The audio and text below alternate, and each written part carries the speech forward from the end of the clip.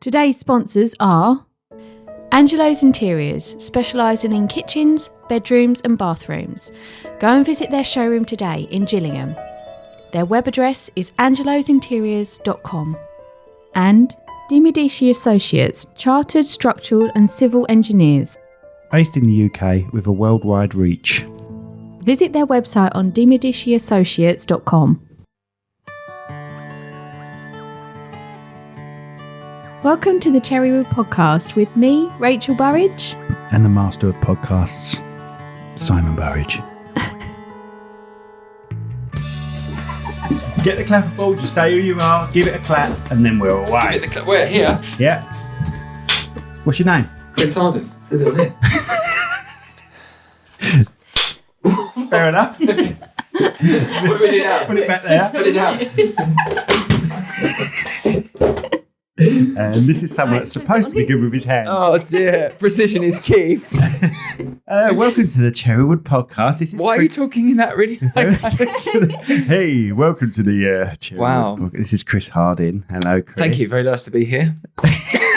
You're very nervous, aren't you? I do feel a bit nervous actually. Now, Chris because I'm Harding- concerned about what you're going to say. He's a magician, and I think I drew a little wand on your name and all, I think. Didn't You I? did? Yeah, which you never use. Do you know I sometimes do use a wand? Oh, do you really? Now and again. Let's not go there yet. Oh, here we go. You know nothing about the podcast because apparently I didn't want to be influenced by it beforehand. I wanted to be surprised. That's what you said, wasn't it? Yeah, I said that I wanted to not be aware of any questions. You might do stock questions, yeah. We don't have stock questions, really. No, we just make up as we We don't go. have stock questions. So Right. that falls off the wall. Okay. And if you get the time nearest than anyone else this year, you will get £100 to a charity of your choice. A charity? Yeah. Okay. What do I... You were gutted when I said charity, weren't you? £100.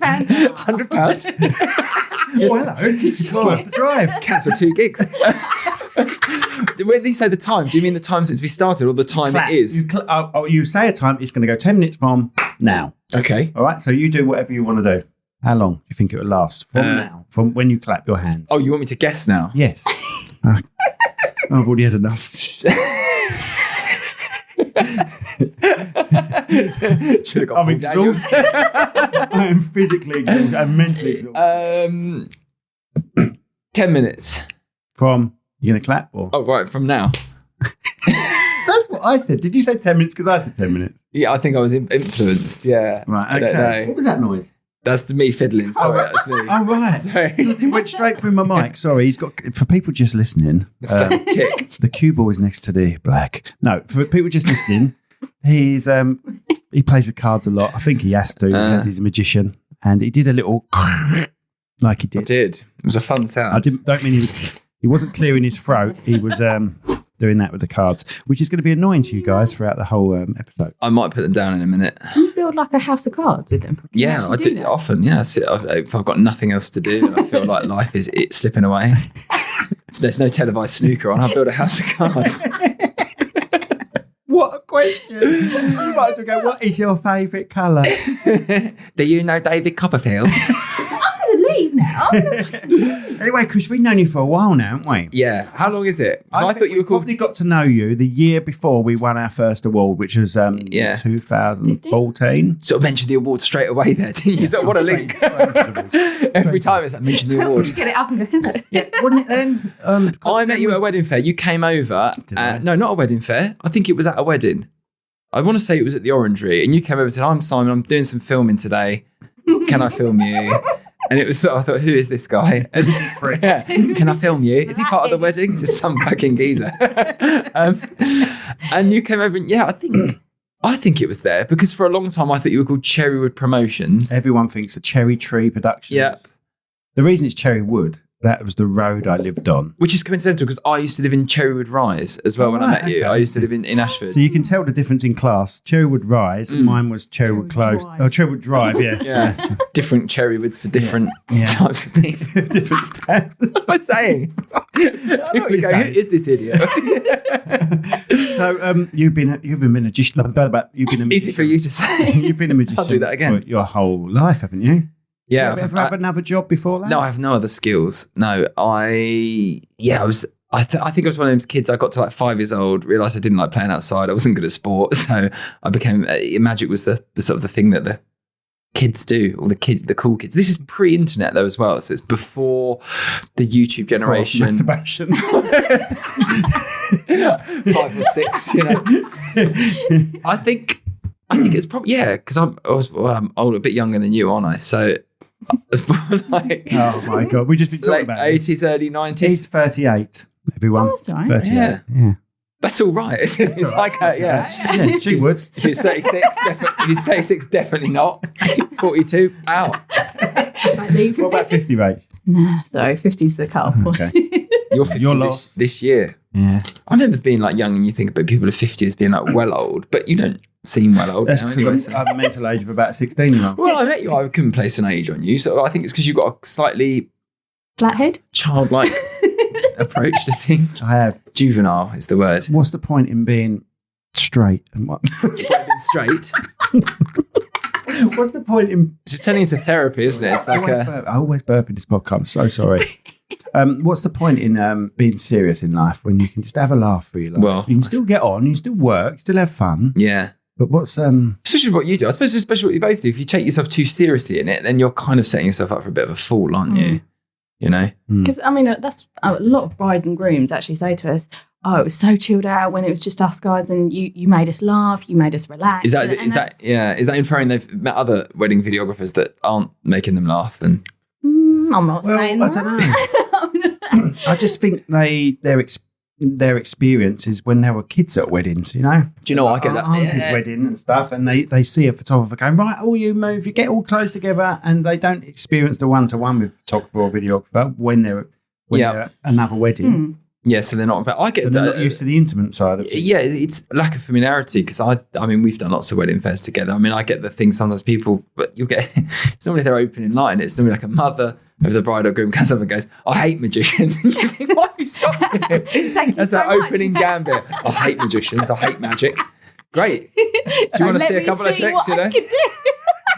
Cheers, you're really feeling really on a high, standing in front of like a banner all of my face full of magic. She's just going to hate everything about this.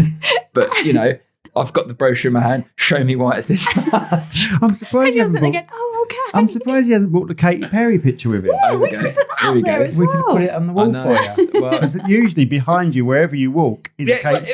I think you wear some sort of harness with that picture behind you. Right, okay. Behind you with so Katy Perry. It's interesting. So that was a gig. It was the same year as the wedding awards, and I remember doing that gig, and I thought there was no photos because it was like a private party. I thought if I don't get like a photo, no one's going to believe it, are they? And so is it a private party for Katy Perry? Because I'm going to keep mentioning her name because I'll get a lot of hits. Yeah, unless we start singing the songs, and then you might get like a copyright. Yeah, so, lawsuit. That's Katy Perry. Yeah, it was at a venue in London called the House of Magic, run by a good friend of mine, the magician Simon Drake, and I used to work there all the time. And he phoned me up a week before and said he just had a call from my sister and they were coming over to do the X Factor. They wanted to do a private party there, just them, only about 15 people. And did I want to go and do it? And we did, and I did, and it was great. And she was really lovely. She was exactly what everyone that is like a fan of her wanted to be. Because sometimes you sort of come across famous people and they're a bit of a... Arthur? Yeah. I find the lower down the rung they are on the fame ladder, the worse they are. You know, right. The very, very nice or the very, very...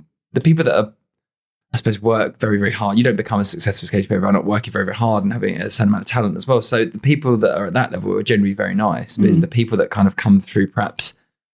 I don't want to kind of be derogatory, like reality TV shows and that tend to be a little bit, I don't know if they're there. It's like, why haven't you recognised me? I like nothing better than kind of pretend I don't know who they are, because I often don't know who they are. It's probably the bitterness of not getting to the success that they want to be at, I imagine. Yeah, I guess or so. some of them think that's how you've got to be if you're really. Well, it's also fame. It's fame without without talent, isn't it? It's fame without anything. It's fame just for being mouthy or you know, I don't know, very open to kind of filming any aspect of your personal life, which is, you know, we'll watch it.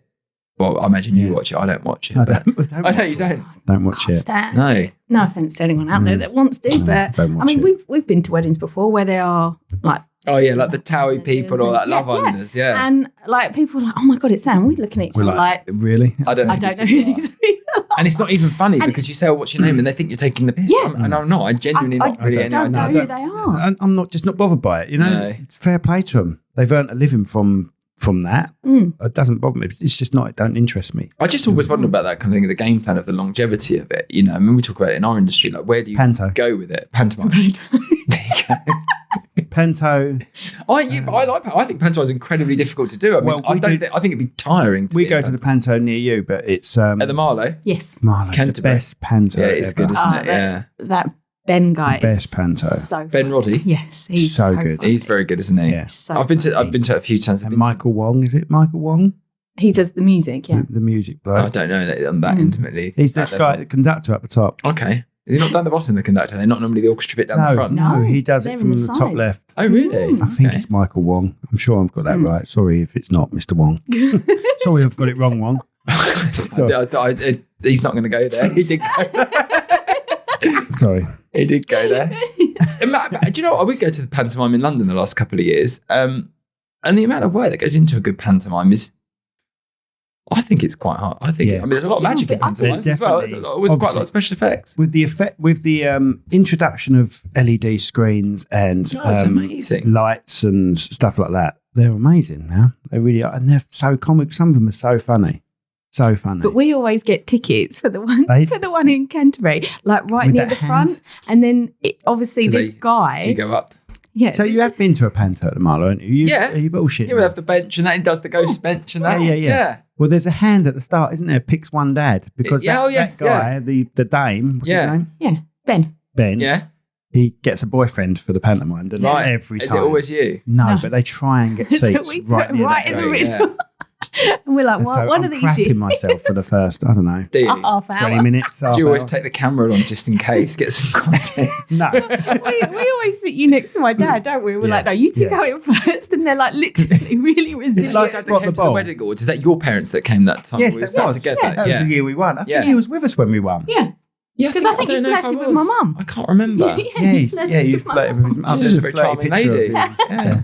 Not like you to be a flirt. It's that, well, Sorry, his wife. He's only a nice flirt. He's that not feels, yeah. handsy. Incriminating. His hands are on the cards. Hands nothing on the else. cards at all. That's why I've got them. I'll be touched. It's like the equivalent of having an elastic band on your wrist. Yeah. How is that trial going? Anyway, let's go back to famous people. I know for a fact you've done a number of famous people, but one you told me about, I'm not sure if you're allowed to mention because I don't know if you told me in confidence What? or not. Who? Well, you brought it up now, and now I don't know. I don't think there's anyone in confidence I'm not allowed to mention, is there? Kate Bush?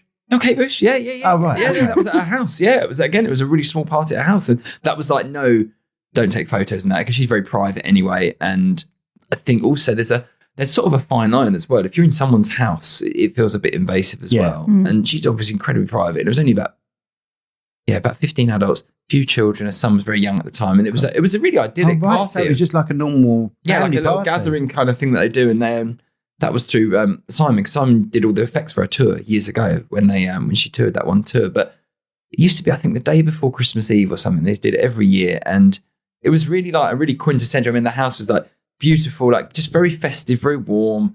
And then the kids, it would start snowing outside and Santa would come out the garden. And the kids, it was so amazing. it's I was really there doing a few picturesque. tricks. It was She's lovely. from Bromley, I believe. I don't know. Kent, I think her family's from Kent. Well, Down this Bexley. Maybe it's Bexley she's Yeah. from. But lovely. Again, like really, really nice, down to earth, charming. It's like a cup of tea. That's the word. Do you know what? I didn't appreciate her when I was a kid as much as I appreciate her on now, really. There's a new wave at the moment, isn't there, with the Stranger Things sort of music as well. Yeah. But if you ever track down the Tour of Life, I think it was on YouTube for a while, the whole show, which has got all the effects in it, and Simon's in it doing all these different characters and all this sort of stage magic, and that. It's an incredible show. Oh, right, so he's on there as a magician. Oh, it's an amazing show. Yeah, it's an amazing, amazing show. I think it was, I want to say late 70s, early 80s, I think. What, the performance? Yeah, the show, because it was the only show she ever did, and they filmed it once, and I think it was at the Hammersmith Odeon, and it's an incredible show. You know, when you look at just the performance and that of it, and just from an artistic point of view, it's quite something. Yeah, so it is worth looking at if you can find it. If you're, a music fan. So just for YouTube and search purposes, that's Kate Bush. of Stranger Things. No, because Tilly's... I've got this list here. How many other things we can work through here? What else have we mentioned? X Factor. Because Tilly's into it because of Stranger Things. Yeah. So she's now like the new generation. Doesn't she dance as well, your daughter? She dances with gymnastic as well. So she'd appreciate it. I mean, Kate Bush would be extremely we've shown her the video and showed her, what was it, Kate Bush Day. Yeah. And you forget how young she was when she was doing that. 17. It's amazing. Sorry, Wuthering Heights. She was 17. Yeah, it's amazing. Has she still got the range? Because she did perform about 4 years ago, didn't she? She went back out again. Yeah, I don't know. And everyone loved it. Everyone loved it. Yeah, I think that's the thing, isn't it? That's the good example of someone that's got this incredible sort of talent, but has also kind of managed to find that split between personal life and performing life. You know, because that's the thing. If you look at kind of reality shows and that now, it's all about like, doesn't matter how good you are, it's what's the story behind it. You know, what got you to this and that kind of thing. So if you're on there doing, I don't know, singing, whatever you do, dance, magic, whatever it may be, it's like, that's great, but it doesn't matter how long you've done it. What's the message? What's going to connect with people? It seems at the moment it's not good enough just to have a very good act. You need to have a very good backstory behind it. You know, this is my last chance at this, or this is my, you know, this is going on in my family. I want to do this because of this. And I sort of see the logic behind it, but it's almost become a bit formulaic now. Like anything that goes through phases when it becomes regular. When X Factor, Pop Idol, whatever it was, first came along, that was like revolution. We all loved it. Oh yeah. And now it's a bit like, we always know it's going to be the same thing. It's very, they headhunt quite a lot of the actors. I don't think that's a secret. That's always been the way. But I don't think they do it now, do they? That's why Rage Against the Machine. I don't know. That's why people started getting Rage Against the Machine in for the Christmas #1. Yeah, which I love. I used to play that, Killing in the Name of. Yeah, because it's like, let's try and knock it off. Just try and knock it off. Well, it was a factory, wasn't it? It was the last one was knocking the next one. Then 2 years later, you don't remember what happened to Steve Bruckenstein. What happened to him? Where is he now? I mean, you know. But it's always the second place people that do well, like Ollie Murs, One Direction. Yeah, why is that? You know, it's always the ones second. Come second. It's always going to, you know, there's another show I don't really watch. I used to watch it, I imagine, but... Well, there's a brilliant magician. You're always going to get some diamond in the rough, you know. There's a really good magician, a British magician, who Piff the Magic Dragon, who did America's Got Talent, and his whole thing was it looked like he was going to win it, and he deliberately didn't want to win it. He wanted to come second because the second gives you the platform that the show gives without the commitment afterwards of being attached to that show. But he's, you know, I mean, was a close-up magician in this country for years, and then went off and did that, and he's incredible, and then very, very good, very, very funny. Is that someone at the door? Sorry. Rachel. Who is that guy? Do you do walk-ins here? No, is that someone at home? Have I got to go on? No, leave it. Is that someone at your house? Yeah. So we've been broken into. We're not at your house. Sorry if we're killing the magic for anyone. Not in Cherrywood Studios. We're at Cherrywood Studios. Yeah, I didn't have that. I haven't. Where are we? Are we in Rochester? We're in Strood, which is just over the bridge from Rochester. So we're still in Medway. Yeah. When we put our postcode in, it says Rochester. Yeah. Well, let's get back to you anyway. Yeah, sorry. Yeah. What else should we talk about? I was going to say something. What was I going to say until Rachel's phone with the Ring Mobile I'm sorry, but interrupted us. Once in all these podcasts we've done it, my phone's gone off. I don't remember my phone ever going off. Yeah, and it's the Ring doorbell, which is the sort of thing in a public place when it goes off, everyone looks at it. Everyone, it's mine. Everyone. Please leave the package outside. So you had would we say a year off, Chris? What, from magic? Yeah, I took a step back from kind of actively promoting and doing sort of wedding fairs. Now, I think after the COVID times and that, there was a lot of catch-up work, and I did lots and lots of weddings, and it was marked about 20 years I've been doing it professionally, because I did it straight out of school. I remember the day I left school, finished A-levels, left school, I had a gap year, and then I think 2 days after the last day, I got in the car, drove down to Wales, and was on a boat from Wales to Ireland for 6 weeks doing magic. So I worked on a boat. So, I mean, if I'm working, sometimes people go, you worked on a boat? They think a cruise boat, but this was a crossing boat where people they are not interested in seeing magic. So you have to work very hard to and you did that after? Straight away when I went to left school. Oh, right, left school, right. Okay. Yeah, straight when I left school and was there for 6 weeks, and then came back, started doing some, a few gigs here and there. I think I'd won the Magic Circle was like a young magician's kind of element of it, and I'd won the competition there. You were into Phantom as well, weren't you? And wasn't you dressed a bit Phantom of the Opera? No, that wasn't that. No, that wasn't that costume. No, that wasn't that. That was something I did afterwards. That was no, that was because we both love Phantom. Do you remember? God. We both had this sort of coming together. Yeah, over Phantom of the Opera. Well, no, that. So it was text messages of love. It was to each other. We literally like quoting lyrics. We literally coming on to each other. I think I even sent him a clip of me singing it, didn't I? Possibly. Oh my God. If I can't remember it, it's obviously because I've tried to blank it out. But yeah, I would do that too. No, the magic circle thing was at a close-up competition. I'd done that when I was in my last year of school, and then I kind of went off, did this boat, and then started doing a few little kind of gigs when I came back. And the year gap year went, so I never went to university, which I was going to go to have my place. And I was what was you going to study? Psychology and law, Oxford Brookes. But I remember sort of coming home and saying to I think it was my mum, said, "Look, I don't think someone at the door." Just carry on. I said to her, "I don't think I'm going to go to university. I'm going to be a magician." And she said, "Oh, that sounds lovely." And I thought, "Oh gosh, that feels like a." Is that the time? Is that 10 minutes? That might not be far off. Can I just sort of make a comment there that the doorbell going off seems to coincide with that? Has she just gone out there and pressed a button to make that fall to save that? That is the first time it's ever happened. 100 quid. The first time it's ever happened. To save that 100 quid. We have someone. Well, I mention this nearly every podcast. We have someone within 2 seconds away from when it fell off. Really? Who was that? She's getting a lot of press, this lady. Okay. Jenny Lynchfield, and she's a Toastmaster. She's celebrant. A Toastmaster, yeah, celebrant. And she was, I said last time when Rachel's replacement is here, Kelly, I said she was a Buddha. She went, "No, she's not. She's a Buddhist." Oh, no, yeah, she's a Buddhist. Oh, dear, a Buddha. Anyway, I don't know. That might not be far off for 10 minutes. No, I don't think so. I think we've been talking for longer than 10 Okay, minutes. fair enough. That's probably 20 minutes. What time did we start? I have no idea. That's why I don't know. We don't want to say times because it destroys the. It sort of timelessness. Yeah, because no one knows when we filmed it. It's the mystery. But there's no windows in here either, are there? So this could be there's like a dungeon. Window behind that curtain.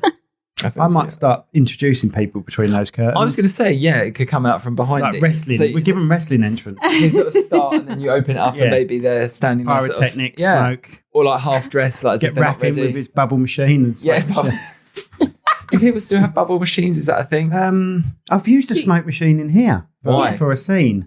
Okay. What scene are you doing in here with Is that when you're dressing up as Phantom and sort of walking out? I played a character once, and it was my flat. I played this character that collected urine in a comedy. Okay. It was good that you emphasised it was a comedy. Yeah, it was a comedy. Not like a kind of a mockumentary or drama. He had a party in here.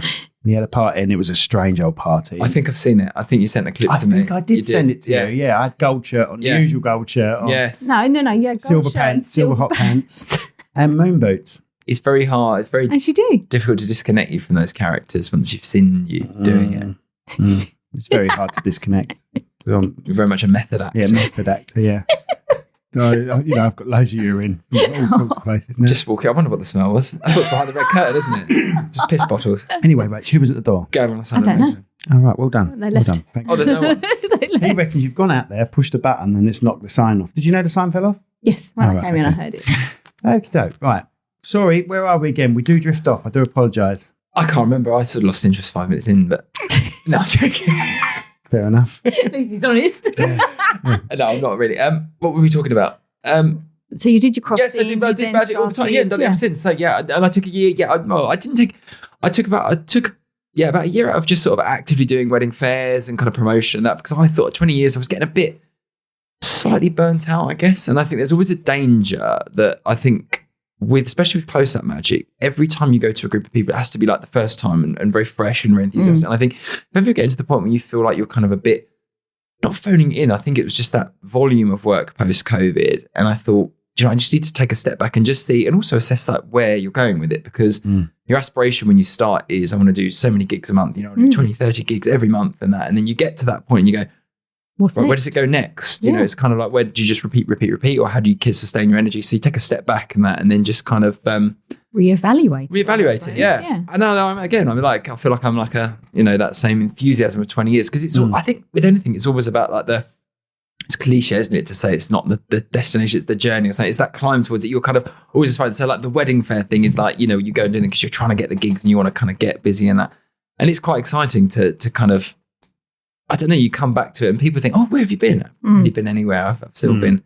I think probably because I dipped out of the wedding scene a little bit rather than anything, which is where a lot of my kind of people that I know very well are in. But I think it's healthy to kind of have a mixture. I think I probably dipped into the wedding scene a bit too much. Sorry, you also helped your wife who's got a couple of cosmetics. Yes, So Charmaine's business, the salons and that.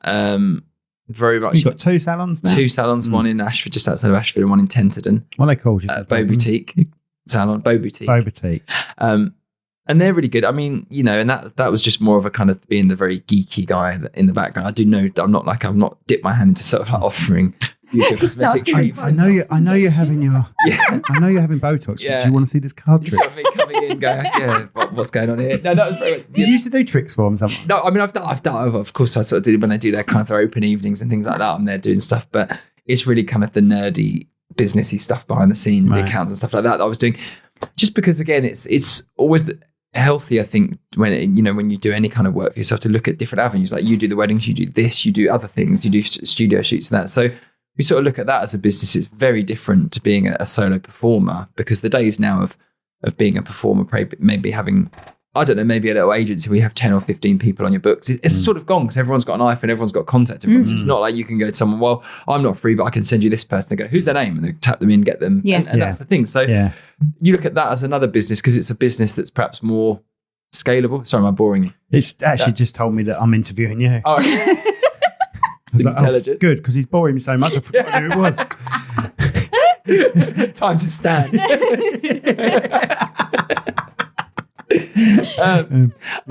So we sort of spent some time on that, and actually, I suppose it ties into having always done this since I left school. You never really realise what you're kind of missing somehow, and having that time just to sort of structure and reevaluate how you split family time. So 2 young children as well, you don't want to always be the one that when they grow up they go, never really saw. I'm exactly the same. You know, because predominantly this work is weekends, evenings, and things like that. And my daughter's 11 now, and she's starting to get kind of to the point where they're less, you know, they kind of find their own thing and they want time to themselves. How is she 11? She's 11, yeah. I can't believe that. And then my little boy's 5, so he's still kind of young. And I think you want to find that balance. So there's a few magicians sort of outside of Kent, London based, that are older than me, but I kind of do it very well, and they seem to have found that really good split where they've got a very good career in magic and kind of work, corporate work and weddings and all those kind of things, but they've also got very good family life as well, because there's plenty that are very successful, but it's just them and their missus, or they're by themselves, or they've got very weird family lives. And I think you want to find the right way to do it. We're exactly the same as you, which is why we don't just do weddings, because we don't want to be every weekend. No, I think you've got to find that split. And like tonight, I mean, I'm doing tonight like a birthday, like a private party thing, a 50th birthday, which is always a good crowd up in, it's not far from here, like Bexley or something like that. Good evening thing, and it's a really nice big party, and it means like tomorrow you could be off, spend the day with the kids, have family night, because we used to have like, you know, through the COVID we was like doing like Friday night family film night, you know, Disney Plus was out, it was cheap, you'd all sit down like, so you're going home and then back to Bexley? Yeah. Oh my. Now some Americans listen to this and they're going to be thinking, oh, that must be hundreds and hundreds of miles. But to us, it's enough to pee me off. Yeah, no, it's enough to piss me off. But we're talking about 70 miles, I suppose. 40 minutes here and then back up again. But they go shopping that distance. Well, that was the thing. And you know, that's something that I find as you sort of get older and that, you know, like when I was younger, I'd be if I was doing a gig in the evening, I would want to be at home where I couldn't think about anything else. I was just thinking about that. But now I think, well, I come here, go back, pick up the kids, we'll have dinner, and then you go out and do the gig in the evening. You kind of find that, but you sort of grow into that a little bit. And I think it's important to find that, because what you don't want to do is get to kind of like 50, 60 and think, I've had a great career, but at the cost of, because they're only young for a short period of time, children. And I mean, it's, people always ask, are you doing tricks at home all the time for kids? And not really. Because people, you must be brilliant at home, must be so funny at home, and there's so much magic at home all the time. No. Because it feels a bit like, I think it would get on their nerves. I mean, I practice things on the kids sometimes and they kind of, you know, might feign some interest. Or in the lockdown, I taught my daughter some tricks. They had to do some stuff for school and that, and we filmed in that for that. But again, you kind of want to find that thing where it doesn't, you've got to also have like your family time as well. But I'm, you know, if we're watching a film, I'm always fiddling and noodling, I think they call it. You know, you've always got a deck of cards in your hand. Yeah. But I don't know. Yeah. Are your kids interested in Must magic? be hard in bed. I bet the missus has got loads of paper cuts. That sounds asking a serious question then, and you just come in with that. Sorry. Trying to think about it. So it's not massively disgusting. What was I going to say? You got something to say to him? No, I was just saying, are the kids interested in magic? Do you think they would follow you? Take it on? I don't know. I don't know. Maybe I suppose it's like anyone that does something that they're really into. You never want to feel like you're pushing it on them. I mean, they feign interest in stuff. They might pick stuff up and piss around with it, but it's not something that. No, I can't say they're massively into it at the moment, but. I think kids are in a different way now. They've got tablets, they've got access to so much information, they've got more toys than I ever had when I was a kid. So I think they've kind of find different things to be interested in. They'll find their own thing as well. My daughter's very creative and she's very into art. She's super organised and that kind of thing. My son's just into everything at the moment and just cars. Kind of, Is it typical boy sort of mud? Worms? Rugby, football, and then things that I don't understand. Minecraft. What are you writing a note on this? I've got questions for you, but I always forget them, so I'm writing them down. Preparation is key. Yeah. No, just as I speak to you, I remembered other stuff that we're connected with. Oh, what else are we connected with? The Tab Theory. The Tab Theory, which was your sitcom that came out. Yeah, you gave me a lot of input on that. Last year. It wasn't. Do you know it was 21? Was it in the COVID time? Because you did like a launch party. Shot it in COVID. Yeah, we filmed it. You come and did the magic for us. When was that? After it? 2021. Yeah, there was a lady there actually. I think she was the wife of one of the people in it. And I said to her, I'm doing some magic. She said, I hate magic. And I did some magic for her and she said, I quite like you. And I think, that's interesting because I think if you're coming up against people that are like that, you go, well why? Why do people not like magic? That's what's moving me on to it. It's not just the magic, it's your personality as well. But no one's actually going to say to us, I hate videographers, are they? I don't it's a bit No, personal. they are. I hate being filmed. I remember there was a guy that did wedding photo booths and I remember him really well and I can't remember his name now. And they just did photo booths and it was down at the Grasshopper at Western. The lady came around, I was next to her at this wedding fair. Grasshopper. And a girl came round and he said, this woman came and he put her in it, and did it all the photos, and that was really big and up to her. And she had all the photos that came out. He says the picture, what do you think? She said, I hate having my photo taken. And walked out. And it was like, why are you doing this then? Yeah. And I think, well, what is it you don't like? Is anything wrong? And that's the same thing with people going, I don't like magic. You sort of have to drill in, well, what is it people don't like? Yeah. It can't be, is there something deeper on that? Is it that there's nothing to be scared of? I don't think there are many performers that go down the route of kind of that kind of mystique and real. I just think it freaks them out. It freaks them out where I think it's amazing, but I know it's a trick. And the word trick is there. What is it that people don't like about it? Or is it, but I think I can only kind of think that people have had either a negative experience or something in the past. But it's like, if you see or seen something bad that they didn't like, so if you go to a pub and there's a rubbish singer or a pub books a singer in their crowd, they don't never book a singer again. They just book a different singer. Yeah. If a place books a magician and the magician's rubbish or it doesn't go down well, they don't book a magician again. They go, we're not having a magician. We've tried that, it doesn't work. Yeah. And you go, well, why? Because everyone's so varied. And there's when we do like the bigger wedding shows, and there's multiple magicians there, and that people go, there's a few of you there, but everyone's so different. And I think, well, that's the thing. See, I think that's why we connect with. I've used the word connect, which annoys me slightly. Should we hashtag it's like journey. collab? I hate journey. We connect with you quite well because you've got a very similar personality to us. Where you've got you're the piss taking magician. You know, well, let's not. Well, I'll try not to use that. Is that your tagline? I think you should be called the piss take. You have a laugh with the people you're doing. I think you just don't take yourself too seriously. I've seen some very nervous magicians. They're nervous with the crowd. They're very good at what they do, but they're nervous around the crowd. Well, you're not. You just have a laugh with them. Do you know what I think that comes down to? Is it's that real fine line with magic where if you take it very seriously or you're putting across in a way that you're trying to portray that you've got some kind of skill or power in your ability, yes. There is always that element. If something goes right, isn't someone going to go, wasn't it just like a trick or something? Or if it, if they catch you or something goes wrong or you drop a card or something, people will go, and then the whole illusion around it's shattered. Whereas if you don't go in with that approach, then there's no nerves of that. And it's... I have filmed you where it's gone wrong. I've filmed you where a cup's gone over and the large fruit. It's already there. Too early. But it still looked like magic. It looked like you meant to. The way you did it looked like you were meant to do it. So there's a really, really good magician. There's a good theory out there. There's an American magician, probably the best close-up magician in the world, and he talks about this idea of we think we know what people want to see. We think we want to go out there and they want them to be fooled, and they want to be fooled and they want to be wild. They don't. They want people, especially British people, they want to catch you out. And they were like, if you go up to them and you're very smooth and you're like, hello, good evening, and you're very suave and hello, ladies and gentlemen, all this, they'll go, the guy will think he's peacocking for my wife. I don't like him. He's smarmy. I'm going to try and catch this guy. I'm going to be. If you go up there and you're a little bit awkward or you're kind of chatty and a bit fun or friendly, they'll feel a bit comfortable. And you kind of, I did this thing for a long time where I sort of used to wear a suit with a waistcoat that didn't match. And people thought, is it a fashion statement? It wasn't. It was deliberate. I think if there's something slightly off about you, they go, I can handle it. There's nothing wrong, but they feel like I can handle this guy. I feel like you can, Because we used to take the piss out of your suits all the time, didn't Absolutely, we? yeah. Which is another confidence building. Every time I went to a shop with a dodgy suit in, like a Doctor Who type suit, I would send you it when I would send you. Here we go. Here's one for you, Chris. This is my thing for years. This is back before I knew you. This is I used to wear, I found it in Baron John, which is a shop that's no longer there at the designer outlet in Ashfield. I found 2 linen suits, which is daring as it is, but late teens, early 20s, no different. And there were 2 there. And I went in, the guy in there, he was about mid-50s. You're not your age, but sorry.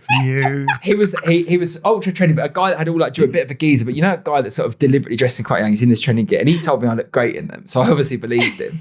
And one of them was white linen with a black pinstripe, and one of them was brown linen with a cream pinstripe. And I went with the white one because I'd seen will.i.am on a Black Eyed Peas video wearing a very similar suit. I thought that looked great on him, not realising I'm not kind of that cool or a singer or a rapper, that. And the other one, I just thought that it went with it. It was like one of those things where you buy two suits, it's cheaper, So I bought them both, and I used to wear the brown suit with Converse. I thought it was really cool, and this is no right. And then I stopped wearing it because I think 2 years later was when Doctor Who got rebooted. Yes, and people thought I was dressed up because I wanted to look like David Tennant, which I hadn't. And there was all these kids coming up weddings going, oh, great, my kid love a photo with you. It wasn't because I was good at magic. It's because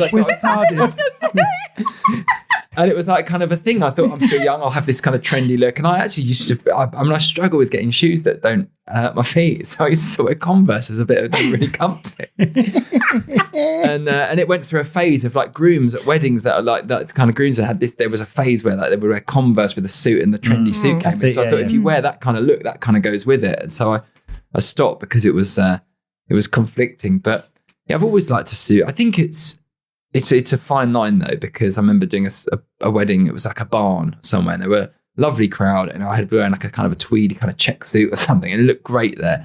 Then in the evening, I went to a very, very kind of very upbeat shows at party at a rugby club, and they just thought I was dressed like an effing clown. You're a fucking clown, so it's different things. So when I'm going to a sort of an evening thing now, I think the safest thing is just go black suit, black t-shirt, waistcoat if you want, and that sort of very Ant and Dec look. But it kind of. I used to have a spell, didn't I? What did I used to wear? Beige trousers. You had beige trousers and a blue waistcoat. And I used to send you pictures of that because you used to abuse me over that. The standard Simon Burridge it was uniform, a good look though, wasn't it?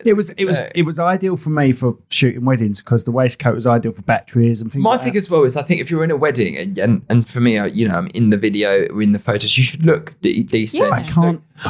Yeah, I can't bear photography. I've seen someone double denim. A photographer double denim before. Yeah, double denim's questionable anyway. Kind of but I think it's disrespectful. If you're not going reasonably smart, and you can sometimes get away with wearing jeans and a waistcoat, it still looks smart, but I don't do that either. But I've seen jeans and t-shirt. Yeah, I think it's really... It's almost disrespectful to the wedding, isn't it? And I think, I've seen guests... Or am I just old? I don't know. They don't care. Because I think I get myself in trouble sometimes. Because I remember doing a wedding, it was at Chilston Park or somewhere with one guy who was a guest, and he was in jeans and a shirt that didn't fit us hanging out. And I said, didn't you know it was a wedding today, mate? I think it's an icebreaker. And he sort of took it in slightly the wrong way. But I'm also thinking, a wedding is having a nice venue. People are paying a lot of money for it. So I think you have a duty of respect. And I think... part of the reason I took some time out was to get myself a little bit kind of healthier again, because I think I've become a little bit unhealthy, and I started to sort of I'm walking around, I'm getting a bit wore. I thought, I'm doing everyone a bit of a disservice here. So I think you do have a bit of a duty. I'm not saying there's anything wrong with anything. I think everyone has got their own space. You should be comfortable in your own skin, but just a personal thing. I think if you're not giving the couples, because it's very easy to stand at things like wedding fairs and that and give a big pitch, and I'm going to do this on the day and that, and I'm this and I'm this. You've got to make sure you're doing that every time. I'm going to abuse your guests. I'm going to abuse it. One guy said to me once, I said, I want to book you for a wedding because I love all that kind of humour. I love all this sarcasm. I'm thinking, I don't really understand what he means. They said, we saw it at a wedding. It was really funny. And I don't consider myself to be a funny performer. You know, in my head, I was really serious. And I'm always feeling with I'm always trying to better myself. And I look at myself on videos that people are doing. I think this was crap and that was awful. I need to be better. And I think humour comes out of just saying things out of sheer panic. Having no presentation. I put together things, and I think you're 50% magic, 50% entertainment. You're very smart, honestly. Very witty, and very clever. You're quick. You've had 20 years of that's panic, though. That is not anyway. But it's funny. It's funny. And that's what helps. That's why I think. Well, I can tell you the difference. I class you as one of the best in the circuit. Yeah. I really do. I class you. Actually, because I know you, I class you as the best. Stop it. Circuit. That's very kind of you to say it. And I have filmed this guy. Right, I'm going to stare at the camera for this bit. I have taken a camera. He's had a card like that, and I can see the card. Yeah. And I have put a camera that close, 4 inches away from this card, and the card has changed. The card's changed. And I've slowed that down. I've done everything. Well, this is the thing now, isn't it? Everyone's in a generation where everyone's got a video camera. So I also think as well, I think there's a real a duty of you should always be trying to master your craft and that. So there's always someone, no matter what and that's brings back to the entertainment value. If you're at a party or a table and you're having a lot of banter and people are laughing, afterwards people think, is that the reason why? Is that so you can kind of get away with doing things and that? But there's always going to be one in every 100 people that they're just going to zone in on you and stare at you. So what they look at and what they're trying to appreciate has got to work, and it's got to be slick. Because I think everything should be slick. But it's that you don't want it to be slick at the risk of not being entertaining. Because actually, one of the things is entertainment value. Something it's really hard. I think it's you can stand there and do 10 tricks at someone, but how do you do it so it's interesting? What makes it worthy of their time? Because if you reduce close-up magic down to its absolute bare, it's you're being paid to go to a party you're not invited to, go up to people you don't know, interrupt their chat to show them magic tricks that they didn't ask to see, and it actually sounds quite depressing. It's basically like speed dating. It's like hitting on people over and over again. Well, really, in a way, it's like the kid, isn't it? It's like having a kid and go, look, Tommy wants to show you something. Yeah, absolutely. And well, that's a tactic. Going like this all the time. Can I show you this? Look at me. Let's have a look. See well done. Right, what was we talking about? People do that. I mean, if you go to, a wedding's a good example because it's a mixed generation thing. So if there's kids there, you can always hear people going to their kids, there's the magician over there. They say it loud as well, if you find kids at a wedding early on and show them lots of tricks, get them really excited, they go and tell all the grown-ups or the adults. And grown-ups is very much you're talking to kids, isn't it?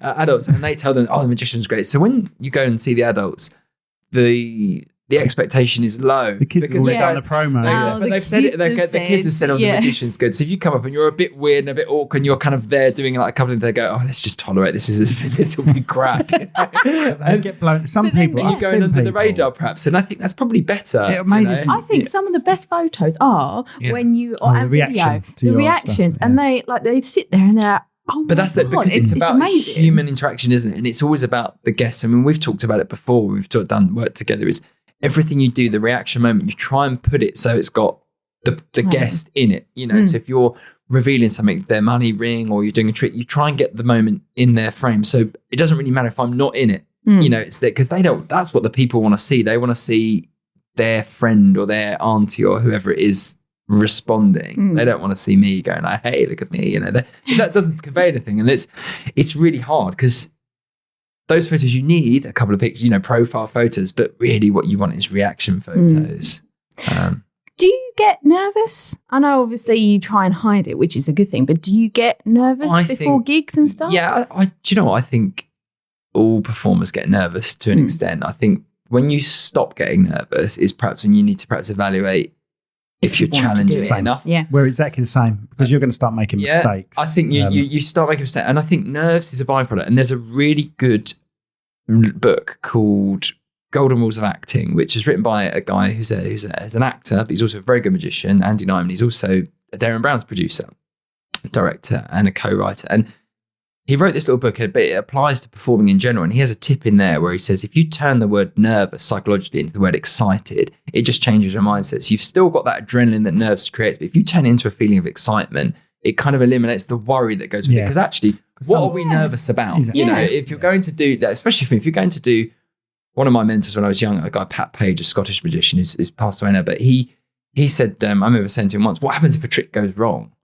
And he said in Scottish kind of way, in that sense, but you're not, Hart said, you're not saving lives. If a trick is wrong, you just do another one. You don't get shot. Yeah. No, you wake up in the morning, okay, you're going to feel a bit, it's ego more than anything. I think with magic, it's like, oh God, I'm nervous because if I muck this up or if I'm doing something in front of magicians, muck it up, it's ego. Perhaps you lick your wounds a bit and move on. But I don't think in the grander scheme of things, you should have, but if you don't get nervous, then perhaps I don't know, like, arrogance is the wrong word, but cocky? You don't want to, cocky perhaps a little bit. I don't know, but I think feeling nervous is a good thing. I actually think it's something that shouldn't put people off performing, because if you are nervous, it means you probably care about what you're doing. And it gives you that bit of adrenaline as well. Yeah, I was nervous on the way here. I'm thinking, God, what am I going to talk about? I've got nothing interesting to say. What we're going to speak about. There's always a good nervous, but then there's that too nervous, person. Yeah, absolutely. There's always those tips of like, what you can do to eliminate stage fright and all those things of quick breathing beforehand and pushing the wall and all those little things that the performers do backstage. But I think if you're comfortable in what you're doing, if you've rehearsed what you're doing, it's different, I suppose, if you're going into film, like if you're worried about filming a wedding or say if you've got that nerve, because I suppose for you, it's the duty of kind of thinking, I've got one shot at it. It's not going to happen. That's all the nerves. Yeah. And I don't really get nervous. I get worried. Worried perhaps is the thing. I'm worried about, I'm just worried that I've prepared myself. I need to be prepared. It's not really a worry. I don't get nervous on stage when I'm playing guitar. No. And I've played a couple of thousand people. It doesn't bother me that much, because who remembers if a bass player plays a wrong note? Well, this is, and I just laugh it off. Yeah. Do you know what I mean? It's got to a point before where I've gone to do a bass solo and completely ballsed it up. Yep. And you've had to start again. I just laughed. I just turned it. I just went do do do do do do. I just turned it into a joke, and no one's gone away going, "Did you see that bass player mess that up?" Yeah, because they don't care. No. Do you know what? The most important thing to say to someone is you're just not important enough. Well, do you know what? You're just not important enough in people's lives for them to give a crap if you've made a mistake. There's a really good book actually. It's about entertainment. It's called Directors. The subtitle is Director's Notes for Magicians. It's written for magicians, but it talks about nerves in there. And he said the big secret about what you're doing is that, and it's 3 words: is they don't care. Actually, you go up to a group of people. There's this thing about how do you interrupt a group of people at a wedding, and what do you got? Look, the worst case scenario is you go up to someone doing some magic for the wedding, and that so they've got to be in a really bad mood if they say, "Look, bugger off." And that's it. I had it once. I tell you, when I was younger, I used to do a lot of weddings down in there. The weddings used to be very different to what they are now. It used to be kind of church registry office, then a very large hall with 100, 150 people in, and there wasn't really the market there is now, especially in Kent, of barns and these structures and these, formats. It's certainly not where I was, but, because no experience, then you're just doing whatever gigs. But I remember going up to a table at this wedding, and I said, the guy was clearly drunk. And I went up to the table and I said, I used to be kind of a bit nerdy and a bit awkward, or more so than I am now. I go, "Oh, this is magic." And he said, "If you're a film magician, why don't you fuck off?" And I didn't know, it sort of threw me a bit, and I was kind of, "Oh shit, what do you do?" So I kind of just sort of walked away, and I thought, I'm not having this from this guy, And I went to the next table and did everything I could, like all the A material, got them really excited, and someone came up to the buyer, like sort of a bit later on, and said, "Oh, sorry about him. He's he's always a bit of a pain. He does that all the time, and would you come back over?" And that, and I said, and I thought, God, I felt a bit kind of it threw me. I said, maybe if I get time at the end, but I thought this guy's an arsehole as well. By that time, I was annoyed. I was pissed off because he'd done that, and I did go back over, and he turned out to be a really great punter. But it was if you get someone very, very seriously that kind of really doesn't want to see you, or you get someone who goes, I really don't like magic, show them. I think the worst thing you can do is go, "No, I'm going to spend the next 10 minutes trying to convert you and make you love it," because that's just going to piss them off even more. And you'll become there's a really lovely thing of actually sometimes you forget when you do it all the time. There's people that have never seen magic before live, and for some people it might be the last time they see it as well. So for some people it's the first time, some people it's the last time. Some people might see it over and over again, but you kind of make it, that's potentially why there's people out there that go, "I hate magicians," because it's just a negative experience. I think they just can't comprehend what's happened in front of them. Or why, maybe. And it freaks them out. It freaks them out. Yeah. They get, when we film your stuff, and we film other magicians, obviously, when we film all of you guys, we watch the situation. The women are like, "Oh my god." The men are like, "Nah." Yeah. Nah. But the men try. The common response of a bloke is, "No way. Nah. Yeah. No, I can't. My brain can't handle what I've just seen." You then get the men that literally watch every tiny aspect of what you're doing. Like, I'm going to trick him out. And it's the alpha male, isn't it? And it's that dynamic and the group psychology dynamic is then to try and get that guy in, on your side as soon as possible. So, if you get pretty good at spotting that person. So the best thing you can do is make that guy your ally. Yes. So you might be doing a routine with cards, and at some point I'll sneak the card to him, and I'll consciously put it in his part, and then he becomes the focus. Yes. And then weirdly, then he plays with that the whole time. They're going, he was in, I don't know, mate. He feels like he's part of it, and now he's kind of on your side. And that's a really good idea. You find rather than him trying to find exactly what you're up to, you just bring him in. Make him part of it. And I think for me, the more you can give the moment over to someone else, the better. I've been working on some stuff recently, where I keep getting asked to these very small kind of gigs where there's like 10, 15 people for like a dinner or something. And you can you work through all your kind of stuff that you'd normally do, but sometimes nice to have a couple of things you might do in that situation, or maybe something a bit more formal. You do like an 8-minute set with cards and it's all kind of interactive and that. But how can you give away some of the moments so it doesn't just look like you being really clever and put the moments in their hands? And I think that's what people like about Closer, because they feel like they're right on top of it, perhaps. Have you ever fucked up big time and thought, I'm actually going to have to come clean here and say I've messed up? Or do you just carry on? I think you just, there's definitely times, and I think you just kind of move on. I mean, I've cut open kiwis before and there's not been any money inside. And, so I have a routine I do that, the big climaxes, I sort of borrow a note at the beginning and I do it and then I kind of change it. And they sign it, don't they? They sign it and they say where they're going on holiday and it changes the currency and all these different things. And I go on and crack on with other tricks and then the big climax at the end is like, there's this thing that's been like a keyword that's been in there that I've to get them to put in their pocket or it's on the table under the cup, that kind of trick. And the big finale is cut it open. They cut it open. I said, what would you make sense that inside? And they sort of say, yeah, I'd be amazed if it was in there. It's always when someone says, God, if it's inside there, I'm not going to believe it. And that's always the times when something's gone slightly wrong. They've cut it open. They've gone, it's not inside there. And then if you watch, you feel like there's panic on my face because I bet they think there's a part of the trick. Yeah, and they think, fuck, his acting's amazing. Because when you see magicians, they do this thing of going like, is this your card? And you go, no, and they cry and act, oh, really? They know it's not your card, and they're kind of acting really.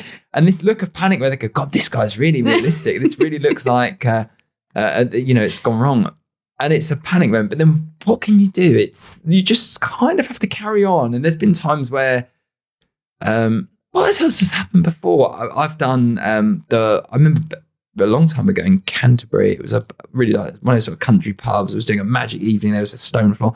I was a couple of women. I was doing the wine bottle trick through the table, and I did the trick. There was a big reaction, and as I came to bring the bottle up to show, I dropped the bottle, and it just smashed on the floor. And it looked like I'd just done that, and it just gone straight to the table and just smashed on the floor. I just sort of let it happen. It was... I bet they were clapping. There was glass everywhere. They were like... And they went, was that not supposed to happen? I was like, no. And I do this. Yeah, I mean, this... But what that's the only trick I know is the bottle one. What can you do about it? Do you have to think quick sometimes? And shit, this has gone wrong. All the time. And I think you have to you steer it in a way that just kind of try and bring it round. Or, I mean, if you've made a balls out mistake or something's really not worked out or someone's responded really badly, something's gone, or you're getting into a bit of a weird situation with someone, the best thing you can do is kind of, I think, just stop and kind of start again or move on. Or you just move on.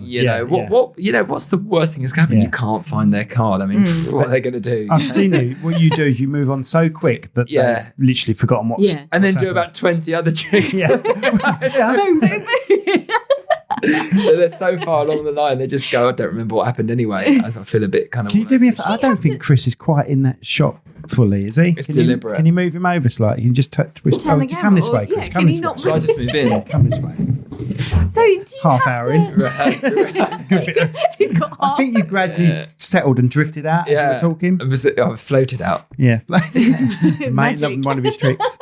Now, Magic Circle. Can we talk about Magic Circle? Yeah, of course. What is it, and are you in it? Yeah, the Magic Circle is probably the most famous magic society in the world. I know I'm saying, what is it? I know what it is, but I know nothing about it. So the Magic Circle is, it's just over, it's probably 100 and something years old now. It was started 1905 in a small group of magicians. It used to be in a pub in London. It started, then it was several places, and now it's got its own headquarters in London. And it's limited to, I think, a certain number of members. I'm going to fail myself now by not remembering, but it's worldwide. But it's audition to get in. Is it next door to the Ministry of Magic? What's the Ministry of Magic? It's in Harry Potter. No, it's not. It's near. It's sort of around Euston, and it's an amazing building. I mean, it's got a full museum there. Lots of very famous magic props are in there. Big, huge libraries, a theatre, club room, and it's. I mean, it's quite. I'd say fairly exclusive. I mean, it's certainly got a great moral code in the way it upholds the art of magic, and it's by audition to get in, so you have to perform. That's what I was going to ask. How do you get in? Yeah, you perform a sort of an 8-minute act in front of a group of magicians, and I think they invite people in now to sort of watch it. Do we do? Do the old thumbs. Yeah. Can I get in? 8 minutes of that. Progress to the finger. 8 minutes of that, just standing there. Is he doing a trick or is he having a nervous breakdown? Got your nose. Got your nose. Although, you say that, one of the things that people always love, I have this little midget hand that comes out. You've shown me it. It freaks me out. It doesn't freak me out. It's for no reason at all. People go, what was that? And it's like, I do that quite a lot. It's, he has his little hand up here. And you've seen it. Tiny little hand comes out of his head. For no reason. Ridiculous. Haven't you got one that swears as well? I did have for a long time. Yeah. I thought it was a bit too... No, I loved it. A bit too obvious. I loved it. So the Magic Circle, it's a very... it's an amazing thing to be part of. It's a magic club at heart, but it's got obviously, the high values. There's lectures there all the time, shows, and it's nice. I mean, I think it's prestigious as well. So it does carry prestige. People still ask about it. I mean, it's still very famous. I mean, back in the 90s when Paul Daniels was on telly all the time, he used to mention it all the time in his shows and that on the TV shows. So people know about it. And I think it does and should carry a bit of prestige to it. And I think it's a good measure of ability. And it also pushes you out of your comfort zone, because stand up in front of peers and other magicians to do an act is challenging. But I joined it when I was young. You have to be 18. Okay. Well, I joined it when I was, there's a young magicians club element of it, which was you could join before you were 18. Which was on a similar format. So I did that. And that was when I was in that. They used to do a kind of a convention day with a close-up magic competition. That was the competition I won. They gave me a little bit of a springboard to go out and sort of promote myself at gigs when I was young. There's rules though, aren't they? Rules for not disclosing secrets and things, which is... Is that why Stephen Mulhern... Some people might not even realise that Stephen Mulhern was a magician. Yeah, Stephen Mulhern was so Stephen Mulhern, actually, when I did the competition, when I was 17, we did the kind of the heats round, and then I got into the final, and won it. But on the final thing, he did it, was the guy that was the judge, and he did like some little kind of pep talks and give direction on your act. So he was the one that kind of gave me some directions back then. He's not much older than you though, is he? Is he similar age to me? What's he, 45 now? I don't know, but he was a really good magician. Quick Trick Show, which was on ITV, which he fronted, was brilliant. And now he's kind of transitioned into being a presenter. Really good presenter. Really good presenter. And that comes out of... But didn't he get kicked out of the Magic Circle for showing something? I don't know. Did he? Was that to do with the Quick Trick? Because the Quick Trick Show was an ITV Kids TV show, which they taught magic tricks on. So it could... Maybe that's the reason. All I know is he was kicked out of the Magic Circle. Again, I don't know what for. That's what the club kind of denotes as the rules, is that you won't do that. So although, I mean, there's a big thing in YouTube at the moment of people doing tricks and videos and showing how tricks are done, and for this kind of getting hits and views and ratings. Do you see some of them and think, that's not how it's meant to be done? Yeah, and you sort of think, well, why, what is that? But it's weird. It's like years ago, there was the Masked Magician on ITV sort of showing how tricks were done and how illusions work. And I mean, there's a big uproar at the time, but no one remembers it now. People don't know. And I think I don't think it's going to affect your trade. No, I don't think so. Because I think if you are just someone that relying on the trick and the secret, then perhaps it does. But I think the whole big thing you get into the more you do it is you think the trick is really secondary. It has to be like the entertainment value first. Look at it this way. Wrestling. Yeah, pro wrestling. Pro wrestling, they came out, it was called Wrestling Federation. They changed it to entertainment because obviously it's not real. Obviously it's an act. Yeah. And has that affected wrestling in any way, shape or form? Them coming out saying it's fake. No, I don't think it has. It's not actually fake. There's still people jumping off 17-foot ladders. And stuff. They're still, they get into it. The only thing that's fake is the storyline and the outcome. They're still beating the hell out of each other. But you tell lies, didn't you? That's the thing. With magic, you're telling lies all the time, aren't you? Yeah. But it's not malicious. And the same with the wrestling, it's not malicious. I mean, there was that very well-known Louis Theroux documentary years ago about wrestling where he kind of questioned it and said, is it acting? Is it fake? And they were very closed about it, and rightly so. I mean, it's the same as when you see magicians kind of interviewed or talking about things. Yeah, they will kind of skirt around the things because actually it's kind of what you're. You need that bit of mystery. That's the mystery, and it's what you're kind of. You're part of the magic circle. That's part of the rules to uphold the secrets, and that's so. There's plenty of magicians. If you're not in it, you could sit here all day long and go, "Well, this is how this works, and this is how this happens," and you go, "Well." But it's still not really what it is it? It's still taking years to craft that technique. Yeah. And even if you show someone, they won't be able to do it straight away. Maybe a couple of card tricks. Yeah. And I think, and you're kind of respecting what you do as well. You know, the same way, like you said about the wrestling, there's an expression that say magicians are guarding an empty safe, which I think in one way is probably true in the sense that once people find out how a trick is done, it's actually not that interesting. You know, it's what you do with it that kind of makes, you know, sometimes you get the response is, I don't want to know. That tends to be a male response, is that I don't want to know how it works. I don't want to know how it's done. You know, I don't want to know.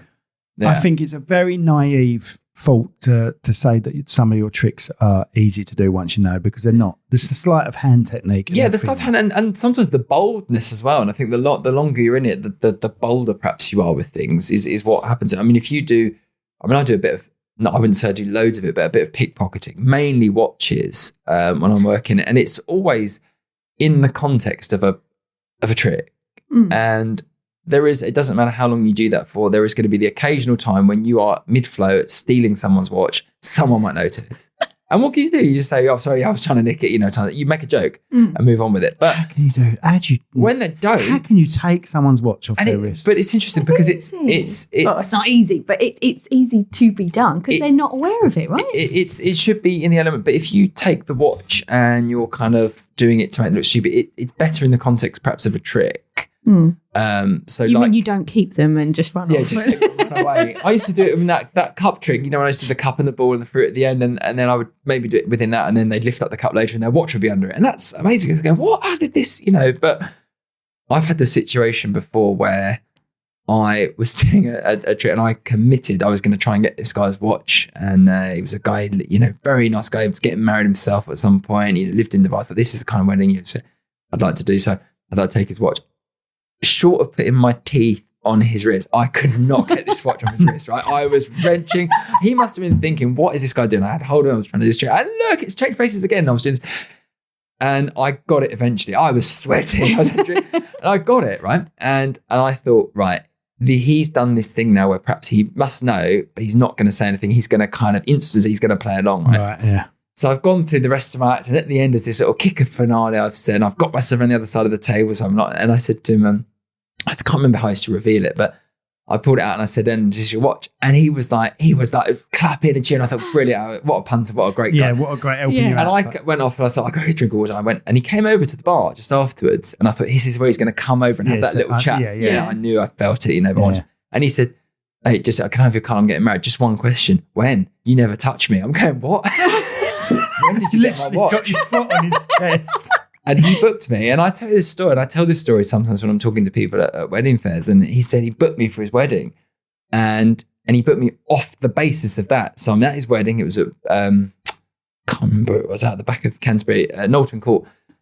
And I'm doing reception drinks in the and I'm going to do tables. And he comes over towards the end of reception drinks. I'm there with his mum. I was a couple of drinks to go and sit down. He said, oh, got to do that watch trick later. And I thought, I'm not going to get away with that again, because as soon as I touch him, he's going to know. Yeah. So I did something, and this is absolutely true. I was doing a trick for his mum, and his mum had a thin ladies' leather band watch, which is fairly simple to take. It's one of the ones that would be more elementary. And I thought, well, I'm not going to get away with it now. So I thought, I'll do it now quickly. Get it done. I'll take her watch, take it really quickly. He's seen it. Took the watch. They call them through. So I've now got a watch, right? Wicked. So, but they now think, right, okay, fine, boom. And they go ding, ding, ding, bride going, boom, boom, boom. Speeches, they're doing the speeches first. Now it's longer. So now I'm sweating. So I'm thinking, you're going to notice at some point that it's not there. So I think, does the speech, go to the table. I thought, I'm going to go to the top tables, do a couple of tricks for him. And he said, oh, mate, you've got to do that. I said, okay, I'll do it for your mum. I go down, he's watching me. So I go to his mum, do a trick for her, don't touch her, don't bring her watch her. Amazing. He's seen the same trick in his head. Because all close-up magic is the lies that we tell ourselves. You know, a good close-up magician is the, you know, that's not why I'm kind of always kind of funny about with filming that. Like for yourself, when we do film, you're always very good that you kind of know what I do and you'll film it and it looks really good after. And I'll do it on an angle that I know it's not going to... And it's the memory that people remember. So there's things that people remember. And, you know, the amount of times I'll do a trick, I do tricks sometimes with like a wedding ring or something. You borrow a ring, it'll disappear. And people afterwards, when they describe it to their friend, they edit that and they say, oh God, my ring disappeared off my finger and it appeared in a wine on the other side of the room. Because you edit out those moments by making it more, the emphasis on it. And people to... It's a wisdom of the crowds where people go, well, I was fooled by this, but I don't want to describe it to someone and feel stupid. And they go, well, it must have been this. So I'll tell them this version of it. And they kind of, it's like Chinese whispers almost, that goes along. But that kind of thing like that, you feeling pressured. It's the same as you said earlier. Someone goes, oh, we want to hire you because you were so funny at that wedding. You're going, it was probably the people that were really funny that I was just paying off on. I got nothing. You go into the room and you're going, I've got to work my magic. You go, you'll come out and the photographer will go, this crowd is crap. You'd be working with a photographer or someone like yourself and you go, God, you tough crowd today. And you go, oh my God, this is going to be, the guy thinks I'm really funny. And I go, and I'll try and be funny. And then it has the opposite effect.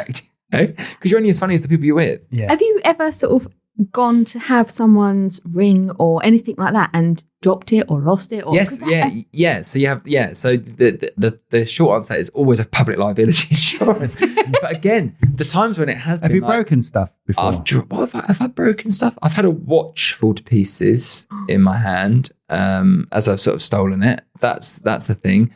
And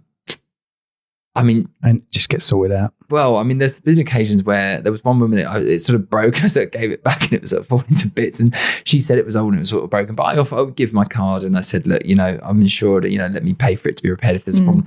But there's been times when I've kind of like, not through sometimes fault of your own, where you've borrowed a ring and you've dropped the ring as it, and you're thinking, where is that? And there's lots of magicians that won't do anything with things like a ring and that purely because of that fact of like, if that does happen, what are you going to do? Well, you get nervous when I'm doing all this stuff with rings and taking photos. I don't like her. I think it outweighs. I think the risk outweigh, is minimal compared to the times. But I'll say I'll go out tonight and probably lose someone's ring. But well, when Rachel takes pictures of rings, she'll take them away. She'll put them on a bush. Yeah, so not on a bush, not on her bush. She put them on her bush. Take photos of them. She put them on a bush or something. I'm like, Rach, what if it falls into the bush? Yeah. And then I'll go in and get it. But no, I can't handle it. So I tell her not to do that. It is nerve-wracking, but I think if something... You try to sort of... The big kind of rule is when you're going to borrow something off of someone, make sure there's other people around. And I think not because anyone's ever going to accuse you of something, you'd hope they wouldn't. But if you do something with a ring for someone and you're outside and it's dark and they're a bit inebriated and that, they might try and make out you've stolen something. And very important as well, it's going back to that lesson that someone, friend taught me, is with the watch steal as well. If you take a watch at a table, sometimes even if you're not going to give it back straight away, it's never a bad idea just to flash that watch in a way, just so that other people know that you've taken it and it's a knowing thing. They're in a net and then you're going to vanish it. Because another good thing you can do is you can flash the watch to the guy opposite, go round to him, give it to him. He'll put it on. Yeah. And then that's a better trick because now the watch has vanished from his hand and reappeared over here. That kind of making people feel part of it. So it's kind of like the magic is happening there whilst you're there and amongst you rather than you doing tricks at them. But also in the sense that you don't want anyone to think that guy's trying to nick that guy's watch. Because if they come back later and say, nicked his watch, I've lost 20 quid. Because I've had it before, people come out and go, mate, have you got my watch still? And I think they're joking. They go, no. And you're going, shit, have I? I've stolen a watch once before and I forgot to give it back. And the guy came up later and he said, you haven't got my watch, have you? And I said, no, obviously not. I haven't done that. I haven't done that trick. And I found it in a pocket or it's gone through the lining of the suit and it has been gone. Right. Well, I've just started taking it and got carried away. Yeah. But generally, you just have to be a bit careful. If you were to lose something or break something, you'd hope it was seen as genuine as an accident. You haven't done it in a malicious way. But just be very careful. Try not to borrow really expensive rings. A wedding band is always probably better than a huge diamond ring. Yeah. Sort of, bring and here's your ring. Yeah, but where's the diamond? Yeah, exactly. Or is it still worth the same? It's not a fake, is it? It isn't now. So with your tricks and stuff, do you feel that you have to update them and you sort of get rid of some and add new ones in and sort of constantly that's a good question. update? It's really hard to change stuff because you get material that you think works really well it's always nice to try new things. And I think have a broad repertoire, because there are going to be those situations where you're booked for 2 hours, you go in and there's 10 people. Like, what am I going to do? But one thing I noticed, realised this a long time ago when I was doing residencies. So I used to do lots of restaurants, and I did a residency down at a place in High, the restaurant, and I was doing it, and there was a group of people, and I did all my stuff there, and they loved it. And they came back the next month, they brought some friends with them. I thought, they've come back. I've got to do different stuff. So I went to the table, did all different stuff. And then the guy came up to me at the bar. I keep saying when I'm at the bar. It's a point of reference. I'm not like always at the bar at like these gigs. And he said, that was great. Lovely seeing it. But could you come back and do this, and this that we saw you doing last time? Because that's what we brought them to see. So I was kind of liking it to the fact that if you went to see your favourite band and they didn't do the hits, then what do you do? So if people click onto your show reel, or they've seen you at a wedding before and they book you for their own event, they book you because they want to see those things. Can you just make sure you do that? Yeah. That's what they wouldn't see you do. And if you don't do that, they're kind of annoyed. So it's important to have your kind of core stuff. But for yourself as well, it's good to bring in new stuff and just kind of, often it comes out of someone might make a comment about something, or sometimes the way a punter might kind of like guess what's going to happen. It's not what's going to happen. You think, well, that'd be a good idea. So you might work on that, but you should always probably, I think, just from the nature of the time, the dead time you spend traveling to and from gigs, you're always thinking about what could be new, what could be better, and looking at. It's probably the same technique, just a different storyline. Yeah, different storyline. Yeah, what could work better with that? How could you make that slightly better, slightly bolder? Could you shave that into something different? Use different objects. Yeah, absolutely. And what's relevant, is it more relevant? I mean, you talk about a trick with the cup and the ball. For a long time, I used to be very self-conscious of that, because I think, it'd be better to use like a coffee cup and a saucer off the table, and that's more organic. And actually, people don't care if you bring a cup, say, look at, and you just do it with that. The cup really has no bearing, but by giving yourself that kind of backup, and you've thought about it to that extent, if there is a cup on the table, I'll use this one, and you start using that one instead, that's better. That's what I was going to say. You've got to use what's already in front of them. Yeah, I think so. If you bring something to if you're bringing something to the table, like they think there's something wrong with that. But if you're using something that's already on the table, it's nice if the most esoteric thing that you're using in your routine is a deck of cards. That's the most unusual thing. If everything else you can borrow, things that you do with the people that are borrowed is always going to be more memorable. Because again, if you use it every time you talk about that ring, next thing you have for dinner, I was at a wedding the other day, this guy took my ring, it was unbelievable. You won't say, he said, God, my ring, it just disappeared, didn't it? It's like Simon, didn't it? And it was in his kid, I don't know, and you're going to talk about that more. Or if you get someone to sign their money and that, then when they kind of, go and spend it, there's a story, there's the, it's that ongoing thing. But going back to new material, always trying to do it. It's more prominent with stand-up stuff. So if you're doing kind of cabaret stand-up show, like for a corporate event, you're doing like a 20-30 minute stand-up show, and they book you again the following year, often that is a situation where you're probably going to want to do a different act. When you're doing close up, if they book you year on year, they generally will book you because what you did went very well. People remember one or two things, but they don't remember everything. Yeah, and you're not giving them your whole arsenal anyway, are you? No, and there's certain things that people remember, and you can be there all night, and you've got it builds like a show, close-up magic. So you'll be going around a wedding or a drinks reception, you're doing certain routines, and then you get to the tables and you're doing other stuff, so you're up in the ante the whole time. And there are those things that you do towards the end of the things people remember. I must admit, I do think you're missing a trick, pardon the pun. Oh, hello. With not having personal cards that are like... what do you mean? Playing cards. Yeah. As business cards. Oh, I see what you mean. It's ideal, isn't it? Because you end up giving a cards to someone anyway. Well, I had for... You see what I mean? Yeah, I did have a long time ago this routine where you do a whole trick, they pick a card and you do all this stuff, and then my business cards were like printed on like blank back playing cards, and I'd give them a business card out of my wallet at the end, and on the other side was the signed card. It was kind of that, but to me it felt a little bit too manufactured kind of thing, and I deck of cards, people are signing them all the time. I give them away at the end of the gig, chuck them away. People have been handling them, they get a bit mucky, someone drops them in the gravy, exactly. Whatever. So why not have it as a business card? Because I think it'd be massively expensive to have them printed, and I don't know. Do you think it would be expensive to have them? Yeah. Just use a normal deck of cards. This is how much are you paying for a deck of cards? I bet you buy cards. £2, £3, but you buy them in bulk. But I don't know. I think a deck of cards, if it's printed with your name on it, looks like more of a prop. It looks like something a bit unusual. Fair enough. So you just said don't bring something to the table. If he brings a magic card with his name on it, I think it's a little bit arrogant. It's a little bit like being too, I don't know, maybe wearing gear that's, I've always had this kind of thing, and there's ways you can talk about it both ways. I can only talk about my perceptions. Ways of kind of, if I wore a really expensive watch when I was doing close-up magic to try and look flash, to some punters, they might think, well, if you're wearing that, why are you doing card tricks at the table here? Do you know what I mean? Yes, There's an element of that. Yeah. And I don't think that matters. While you're at my wedding. But I don't think that matters, because then there's also the flip side of that argument is, this guy must be really good because he's got that kind of car. He's got a really nice watch on, so that's great as well. So it's pluses and minuses. I think it comes down to your kind of persona and your thing. So going back to the, if I've got maybe branded cards, yes, there are situations where I think that would look really sick. God, he's got his own brand of cards and everything. That does look really sick. I think it'd be cool.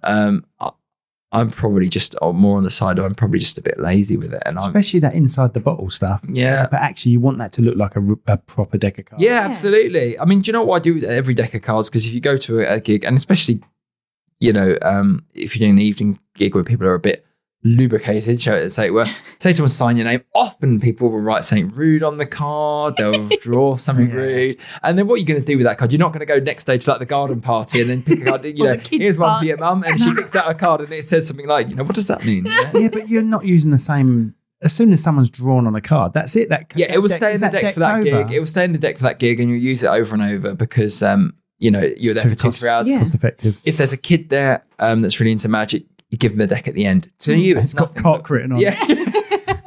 Yeah. Mummy, what's it? The uncle says, I'll show you. Do you ever show kids like gigs some tricks? Or there's always a kid. There might be a kid. So you should be, taken out of the magic. Oh, no. Oh, you meant like teach them a trick? No, because there's no time. You can't be bothered. I used to have a little DVD which had about 10 tricks on it that were really simple for kids to do. I'd give that, I'd have them in my car and I'd say, here's here's a trick. Here's some tricks, take these home, learn them. Often it's like enough that you just say to them, look, it's been great today. Here, these cards. I'll do a final trick, give them the cards in the box. They take that. People think that's amazing. Because for them, that's really special. Oh my gosh, this deck has done that. This is amazing. And I've had kids that, again, you see them again at other things and they come back and they've got the cards and they've been practicing it, and they're about twice the size. It's all dog-eared. Show me that trick again. And you go, well, we had the same thing with cameras. Yeah. We use you give away the camera. We let the kids use one of our cheaper, older cameras. Yeah. So if it's cheaper, if it falls out, they're all cheap. Like one of our old cameras, what we would use like as a third backup. Yeah. We go around with that. And the thing is, they're going round filming family, and the family are far more relaxed because there's a little kid going around. And it inspires these kids. And we have, I think we're on our fifth wedding. Fifth? Yeah, we've got one fifth wedding from us letting a kid use a camera. Yeah, really? And then the dad's gone, actually, we want you to film our wedding. Yeah. Because you've really inspired our kid, doing that. And last year, I filmed this kid. We took a photo of him. You filmed this kid? Yeah. Cut that. Last year, I filmed this kid at another wedding. Yeah. A wedding that I got from filming him because he was like 4 or 5 when I first filmed. Yeah. And he's like 14 now. Okay, and you're still filming. And I'm still taking pictures of him, sending it to his parents and say, look at the difference now, And I'm on the 5th wedding now. Where this is related to the fact that I let this kid. And that's really nice, isn't it? To think that kind of thing means a lot to them. It's those little moments, I think, that are important. And I think, I do that. I do tricks when there's kids at a wedding. It doesn't matter how good you are at magic or how brilliant you are or who you've worked for and all your portfolio stuff. If you go to a table or group of people at a wedding as a magician, there's a kid there and you don't use that kid, everyone will just think you're an arsehole. Yeah. They don't care. So get the kid. And I'm better at it since I've had my own kids because you're more comfortable. And you've got to have a certain type of personality as well. Because if you're a bit creepy and a bit weird and you come up and start manhandling or getting the kid to stand up, they'll go, get your hands off the child.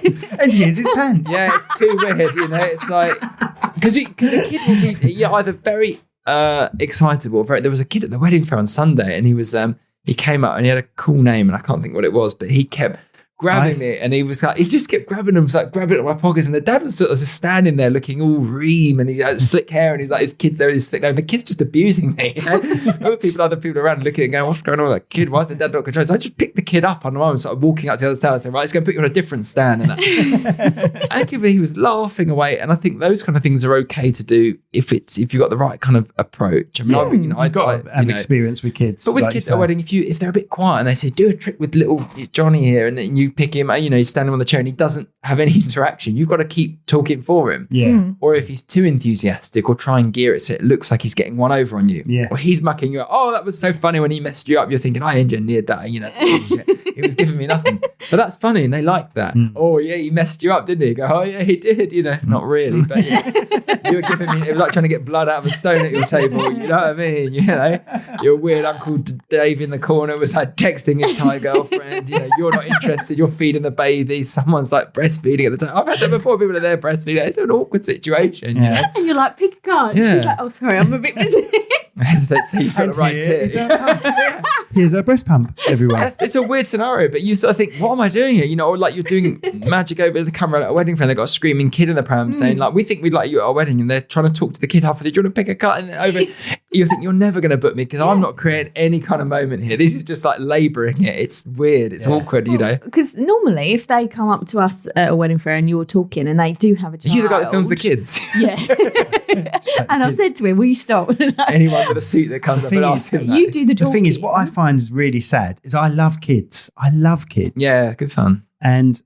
But because I'm male, I can't. If she went to see, she's lovely, and just picked her up without permission, no one would bat her an eyelid. Is that a sign of the times more than anything, though, and how you have to be so kind of appropriate, what's appropriate and what's not appropriate? And I think you say about like kind of humour and being spontaneous, and I sometimes worry. I think you can sometimes say things, and I might sometimes say something or react to something, and it's funny in the moment, but you sort of say to like someone like yourself afterwards, maybe cut that out, because if someone was watching that for the first time with no context, absolutely, then it could come across perhaps wrong. And that's any comedy, though, isn't it? I mean, that's the sad thing of life, really. I mean, we've had that. We had that. We was talking. It was edited weird, so we used to use an AI editor for short clips. Yeah, and this editor went onto the subject of someone being punched, and the person that got punched hit the curb and died. Right. Oh, right. Okay. But it's brought that together with her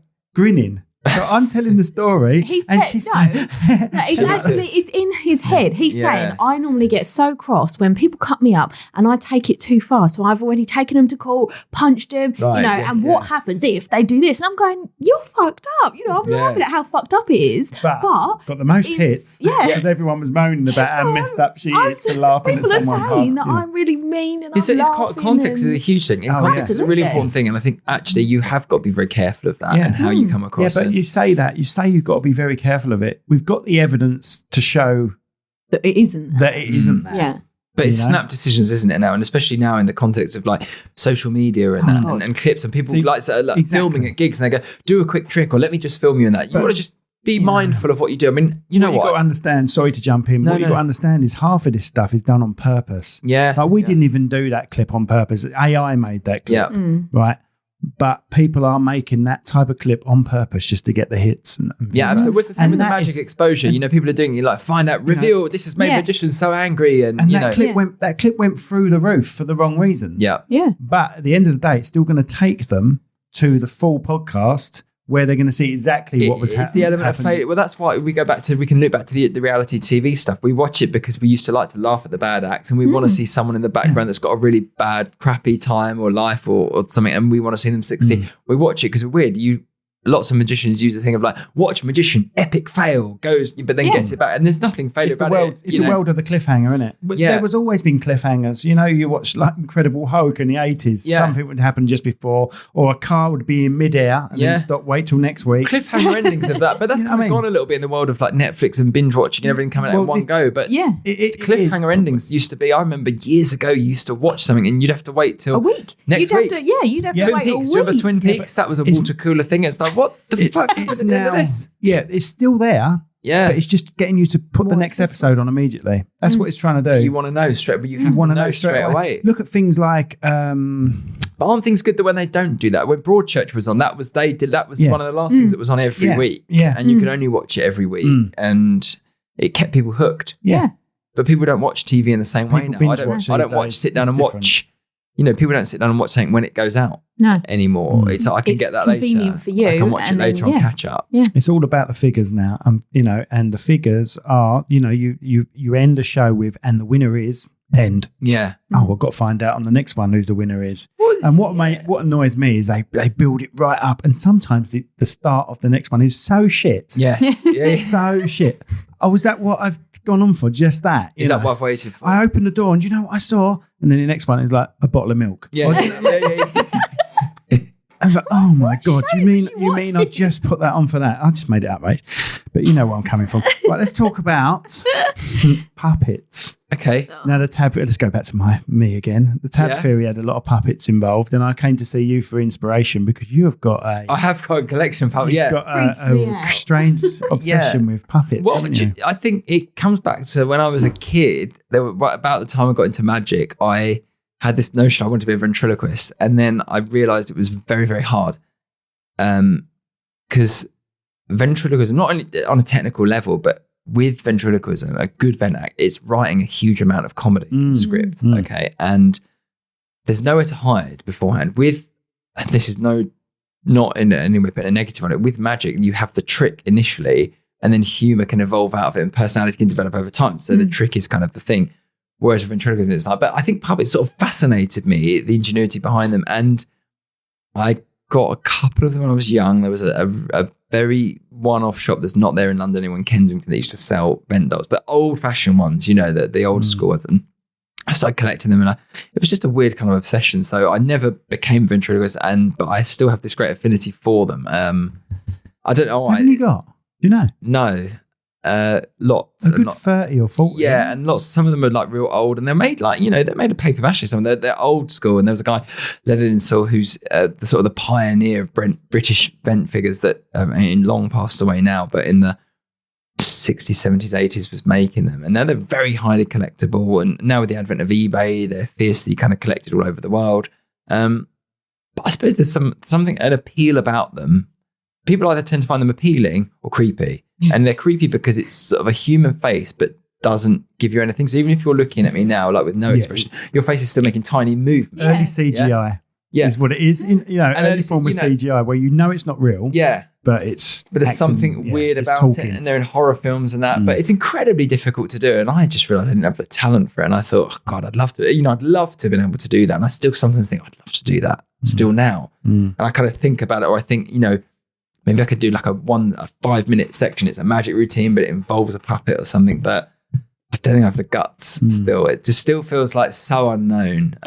Well, because you borrowed one. I went round to your house and see. You were too scared to take some of them, though, weren't you? Because it was like some of them you were like, I'm not taking that. I'm one of those. There's two people in this world. There's people that borrow stuff off you and then lend it to someone else. Yes, those people I can't stand. Yeah. And then there's people like me that borrow stuff of it, and I will protect it with my life. Yeah. And if I have it too long, you start getting nervous. I borrowed it off you, and then it went into lockdown. Yes, that's it. Yeah. And I'm like, Matt, I'm so sorry. It was on top of a shelf. Yeah. It was in the front room, and I was like, I kept taking pictures of it for you to let you know that I was still looking after. And ironically, a picture you could have taken loads of pictures at the beginning, and then just kind of just filtered it through. True. Yeah, very true. I should have filmed myself with it in front of you. I should have FaceTime just saying, look, it's all right. Yeah, no, they're a fascinating thing. I mean, I don't know. You'd probably be surprised. Maybe you wouldn't be. There's a lot of magicians that have got a sort of an allied arts interest and collect things like that. David Copperfield, famously, probably the most famous magician of our time, started off wanting to be a ventriloquist, and has got some amazing. He's got some of the most famous original vent figures in his collection. And there's vent figures in the Magic Circle of performers that have passed on, and the figures are there. And I don't know. It's an allied art, I think, but it's very, very difficult. And I'm still massively drawn to it, but still not quite there. I think that what I would do is I would phase it in. I'd love to be able to do it because I think it'd be quite funny, but I think you've got to be very technically skillful with it. Like with card stuff, you learn you learn your techniques, you can improvise. But if you could get very good with event stuff, you'd want to be improvisational. I think and those people that girl does what the lady does well, doesn't she? The one that puts just the mask on the bottom. Nina Conti. Yeah, absolutely. What's her name? Nina Conti. Nina Conti. Brilliant. That's very good. Yeah, because she's got a really lovely way about her as well. She's sweet, isn't she? Sweet and a bit of a Carol Smiley-ish. Yeah, absolutely. You know what I mean? And if you look at some of the really good, successful ventriloquists, their puppet they use, so hers was before she started doing the mask, and it was a monkey, and all it had was a moving mouth. So they're very, very simple. Paul Zerdin, his puppet Sam, is just very basic. It's a soft puppet, but it's just a mouth. So some of the ones in my collection, they're very complicated. They've got lots of movements. They do all these different things. But a lot of the very successful events, they're very simple because it comes down, you sort of detach from the fact that it's the person talking, it's them speaking. And especially when you see people do a show and they've got 2 or 3 characters on stage and they're voicing them all. And there's you forget that's just one person on stage. Well, I was quite inspired by it. That's why I used it. Because the ventriloquist, to be a ventriloquist is very hard. Yeah. But to pretend to be a ventriloquist is very easy. Yes, absolutely. Very easy if you're an editor and stuff like that. You just put the voice in later. Yeah, absolutely. Our actor, Dave Bannerman. Jamie Bannerman, the actor. Yes. He wasn't too bad at it, actually. No. He did it in a way where you could sort of see his throat going a little bit. Yep. But I think you need something. Famously, one of the most famous English ventriloquists, Peter Brough, whose character Archie Andrews was very famous. He was the most successful ventriloquist of his time on the radio. It was a radio show, which is probably one of the weirdest things. And there's a clip of him on YouTube where he was on a televised chat show, and he wasn't that brilliant at moving this, but Archie Andrews became so famous in this radio TV because it's pre-TV. So all these celebrity guests, and he was doing this, and he had great character development and that with the puppet. But as soon as you saw him in front of people, he wasn't that good. He was crap. It was put on a voice. It was awkward. Then when you watch the sort of the more, I say contemporary, I mean, I'm sort of talking 80s, 90s, like Keith Harris and that with Orville. He was incredibly technical. And Ray Allen, Lord Charles and that. They're really, really, really good at it. But it's incredibly difficult to be very proficient. And the same we said about magic, there's always going to be one person that's staring at your hands. Yeah. With ventriloquism, you get captivated by the puppet and you forget to look at the person. But there's always that one guy that's just going to be burning the ventriloquist to check his lips don't move the whole time. It's the B's, the P's, and the W's that are the difficult ones. Do you ever remember that act? And I think it was a Welsh guy just held a brick. No. And he went, held a brick? He held a brick. He said he was so I've got a brick here. Hello, I'm a brick. He just held the brick. No, I don't remember. But he wasn't really a ventriloquist. He was moving his mouth and saying it as well. Yes, I don't. It was just so different, back then. It must have been early 90s. But there was a lot of magicians. He sat there with a brick in his hand. I've got a brick here. This brick can talk. And he turned to the brick and his mouth was still moving. He goes, hello, I'm a brick. And at the time, it was like, it's so different. It was funny. I mean, it felt like something you had to be there. Yeah. We were really young at that point. We were like 2 or 3. We were still playing in the sandpits at that time. On that note, thanks for coming. Well, obviously, the big joke was the COVID times, wasn't it? When lots of ventriloquists were kind of doing it with masks on, with the face mask. And that. This is great for ventriloquists. And it's I think it's amazing. You don't see huge amounts of acts like that now. And I don't know whether that's a sign of the fact that, you look at some of these that came up through things like the comedy clubs and the working men's clubs back in the day, years ago. And there was a place you could go out and do your act every night. It was where Paul Daniels famously came from. He was working men's clubs and he famously did I think it was like 2 years straight and he had like 3 nights off in that. That's why he was so sharp when he got to TV. His act with that cup and the ball is so slick, and it's from doing it over and over and over again. And I think it would be nice to see that kind of come back. And there's a few people doing it now, like, Room in the Back of a Pub or Comedy Nights, where you could just go in and do 8 minutes and just do it over and over every single night of the week. And master it. Go around. Yeah. And if you've got a reputation, if you're working in Kent and you've got a reputation as the close-up guy that does weddings and you're worried about killing that, go outside of Kent and just go somewhere no one knows you and just hone it, because that's often the thing. It's getting that flight time. It's why loads of performers go to Edinburgh, then festival with a show and just go, where else can you do that many shows in that short space of time and get it slick? Brilliant. Can do a trick for us. Is that boring? Is that kind of boring? No. It's been boring for an hour and whatever. Hour and a half you've been boring for, but Have we been going an hour and a half? Hour and a half. And you were nervous, see? It's easy, isn't it? We keep you nice and calm. We're not really talking about anything of that great interest, though, are we, I suppose? Oh, that's a way of selling yourself. Well done. So anyone that's in the tab theory, which is obviously just to keep it interesting, you'll notice there's a magician in that, and he's called Chris Hardwell.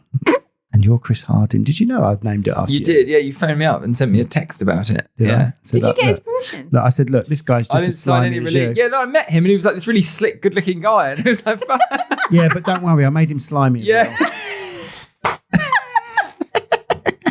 That's absolutely savage. I can't believe you said that. It's it's not very nice. And he didn't perform one trick, did he? Did he in not? The whole episode, he didn't need to perform a trick. It just said on his title, Chris Hardwell magician. I thought he didn't do a trick in it. The trick wasn't by him. Yeah, yes, it was. It was in the door. Yeah, I cut that card trick where he does it backwards and all the cards. That's a flourish, though, isn't it? That's like doing that. He does, but backwards flourish. So they're just appearing in his hand. Didn't we do that once when we made that promo? We did a promo. We did a promo. Love 'em. And then Peter could not walk down that corridor. We love love EM. Should we explain love what that is? entertainment What was that? and media. And we did a promotion. We had a DJ, we had a singer, we had a photographer, a videographer, us two, and a magician, and we had fun with that, didn't we? That was bizarre. We did that backwards, and we had to get you to walk backwards. And I think the most entertaining thing is that video is about 3 minutes long. Yeah. But the entertaining thing is the 15-minute outtake video. Yeah. So funny. Well, we don't know what happened.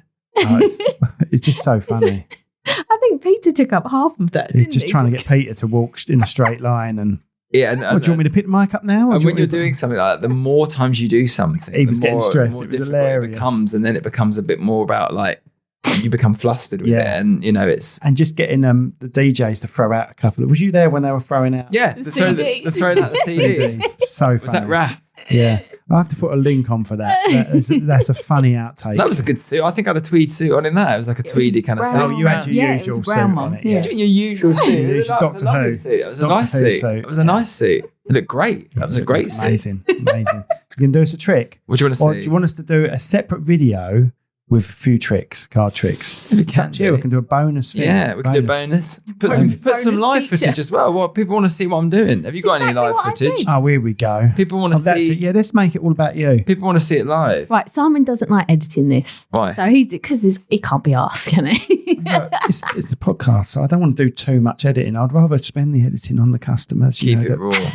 I like the. So I will not cut any of this unless there's something you really want removed. But you haven't said anything that requires incriminating. No, Maybe you've basically told everyone I'm a paedophile. But apart from that, but he's happy to keep that in. Think of that. Think about all the things I'm you not didn't want to everyone. cut, I've got 5 children. 5 children. You got 5 children. I have 5 children. I have 4 sons, 1 daughter. Crikey.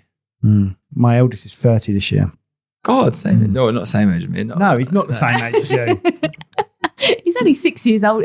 I'm 6 years older than he is. Wow, is that like a girlfriend? If I had you, I'd have been 12. All right. Home, and then he's like, and then his dad went, all right. I'll have that one for myself. Do one. Let's end it with one trick. Does that mean? Yeah. Should we end it with one trick? Yeah. What should we do? I don't know, but let's do the old. Okay, so if you want to come on the podcast, if you're a business or if you're, do people write in? Fact, has anyone ever kind of said, "I want to be on it"? 100%, 100%. Yes, yeah. Guess who we got coming? We've got an MP coming, local MP coming on soon. Okay, get the old paedophile chat ready for that then. So let's not. We're still using this. So, I meant you more than me. It's not. Oh yeah, we get. Oh, sorry. I see what you mean now. I thought you was accusing that. No, I knew he was talking about you. Sorry about that, viewers and listeners. Sorry, listeners. Listener. Sorry about that, listener. There's a debate on that, isn't there? When you're talking to podcasts, it should be listener as if you're talking to the one person that's listening or listeners. That's a very good. Okay, so what is that? I would say listeners, but you're right. It's one person listening. So sorry about that. One listener. And we only have one person listening, so that's good. Rachel's mum. Actually, Rachel's mum. Yeah. No, it's us. Did I get it? We're reviewing it. In the last month, we've had 68,000 views. So what else does this say on here? This is other stuff we're doing later. Because Simon is very good at having a conversation with someone and then going, "Oh, I've got a question, so I'm going to ask it now." I'm trying to be a better interviewer by writing stuff down and waiting for you to finish. Is it because you just got a bad memory? I've got a terrible memory, but also while you're telling me the answer, I'm drifting off thinking of something else, and I don't want to. I want to be listening to what your answer is, because by the time you finish the sentence, I forgot what I asked you anyway. I'm trying to be better. So if you want to come on the podcast, it's the same address for everything. If you want to come on the podcast or sponsor the podcast, go on to www.cherrywoodpro.com/podcast. And you were. What are you laughing at? Because it's just embarrassing. It's embarrassing saying this. Cherry Pro. Please like, share, and avoid. Subscribe. No, subscribe. Oh no, that's Like, share, and subscribe. Please share it with a friend. Yeah. Oh, Chris, Or let's with find someone out. that you don't like. Let's have your details. We need your If there's details. someone you hate, send them a copy of this podcast to know that you've wasted an hour and a half of their life by telling them some useful content in there. And then by the end of it, they'll go, what was that all about? Anyway, it was talking about, I thought it was going to talk about the art of magic and it was going to be really informative. We're going to find out a couple of secrets. And he was just sitting there and they were talking about puppets and weirdness. Perfect. Thanks for that. Anyway, what I'm going to do is after this, I'm going to take the camera and we're going to actually hold it in my hand and film you doing some stuff closer if you want to. As a bonus, I don't know if it will help with the podcast, but if you don't want to just listen to it, you can watch it on YouTube because you'll be better off watching this bit on YouTube, but I'll make it as a podcast as well. So give us your details, Chris. How can people book you, find you, kiss you? ChrisHardingMagic.com. ChrisHardingMagic.com. Yeah. Facebook, Twitter, internet, LinkedIn, MySpace, everything. Blimey. MySpace? Yeah. Is that still around? I don't know. I said it and I sort of thought. You know what I don't really understand is what page are you on? I don't really understand LinkedIn. That's something I don't understand. LinkedIn. Yeah. LinkedIn's more of a business type thing. Yeah, I tried. We post on LinkedIn. We post a podcast on LinkedIn. Yeah, I don't really under my name though. Lots of notifications on it, but I don't really understand it. Do you do TikTok? No. Do you understand it? I don't understand TikTok. I don't understand TikTok. No, even the young pups like us don't understand. We do TikTok. Most of our stuff's Cherrywood Pro, based on weddings, and I just put the podcast over that. But on TikTok, we are just Cherrywood Podcast. What is TikTok? How does it work? I don't know, but short clips. To be honest, it's just short clips, which I like about it because you don't have to give it much effort. You don't have to give TikTok that much effort. You just put a clip on it. Is this for TikTok? Have that bit for TikTok. But you know what it's like when you're posting something. Why is a pair of shoes on the floor? I've just noticed. I've taken them off. My heels are killing me. They look like the sort of ones that, when you go around a garden centre and they've got like a weird clothing department. And they say that you can get them shoes, or the ones, Sunday newspaper, and there's like a little glossy magazine and a picture of someone with a shoe balanced on their finger, like those kind of shoes that are like, look at these for like lumbar support and that. They're actually just gym shoes. They're just trainers. Skechers. No, they're Carragers or whatever they're called. Aren't they a Sports Direct home brand? Or I don't know what that means. Yeah. I just only realised you've taken them off. I took them off about an hour ago because my heels are killing me. I've done both my heels in. I did a Ninja Warrior. What's a Ninja Warrior? It's like a course that you do where you've got to push different lights and things. But Ninja Warrior is also one of those things where you run up the ramp and try and get the highest light on the ramp. And I was determined to get this top light and pulled the back of my heels. And now I'm just in agony all the time. And I played badminton yesterday, so it got better. Stretch. I played badminton. Always stretch before. It's too embarrassing to stretch in front of you. Everyone else is doing it, though, aren't they? Everyone else is doing it. As I know. Upcoming event. Something else going on. Yeah, get out of here event. Right, let's do one card trick. Bad looking on phones, isn't it? That's all right. Don't worry. We look on phones. We try and keep it relaxed, and people just look at their phone every now and then. You answered a phone call the other day. I had to answer a phone call. I even rang you up the other day, and you told me you were coming out of hospital. I did. What was she doing in hospital? Look at that. So much spam. We'll tell you about that later. Here's a good trick for your memory. Right. Okay. See if you can sort of aim it for the camera. But the camera's so far away. Look at this. What do you think? Yeah, but I can zoom in. I'm filming it in 4K, so I can zoom in. Mind that cup, so they might not see the cup. There's something in it. Just put it on this one. I was going to do that bouncing thing where you throw it back up and give it loads of stuff in it. You know when you do but it had stuff in it. You do it with like a bread roller. I don't know, it had stuff in it, and that's when to do it. I saw the coffee in it. Oh, shit, I bet not. All over this cheap camera equipment. Oh, okay. Right, what are you showing me? You're showing me an ace of it. I've got to describe it as well. Do you want to describe it while he's doing it to me? Give me your hand. Hold your fingers like this, like this, okay? Right, Simon is holding his so fingers he's got me out. holding my fingers out as if I'm going to take one card. And you have got one card. So what card do you have at the moment? I didn't actually have a look to check to make sure. Try and show me. He's asking me to see a card. Do you need to see the card? I know what it is. It's the Ace of Hearts. This is let's make this about your memory. Let's make it about my your memory. Is terrible. So can you remember that Ace of Hearts? Ace of Hearts, yes, I can remember the Ace of Hearts. He's got me holding this one card everywhere. And what card is this? This is the Ace of Diamonds. He's just shown me the Ace of Diamonds at the top of a pack. Are you sure you're happy that you can remember the two of those? I mean, I don't want to throw you off too. No. Ace of Hearts in my hand, Ace of Diamonds. So if I swap them over, like this, okay, Ace of Hearts, Ace of Diamonds, you got Ace of Diamonds. If I do that, which one do you have now? Ace of Hearts or Ace of Diamonds? Rachel's like kind of staring, going, I don't know which one's which. Well, which one I think I've got the Ace of Diamonds below and the Ace of Hearts above. Why are you saying it in a hesitating way? Because you're going to trick me. As if like they're the other way round. Yeah. Okay, so you do remember they were different cards. I do remember they were Ace of Hearts, Ace of Diamonds. Yes. Turn your hand over. Oh, look. Miracle. Stop it. That is just unreal. So he's basically given... I've got 2 queens. I've got a queen of hearts. No, I haven't. I've got a queen of club and I've got a queen of spades in my hand. And he literally... I don't know...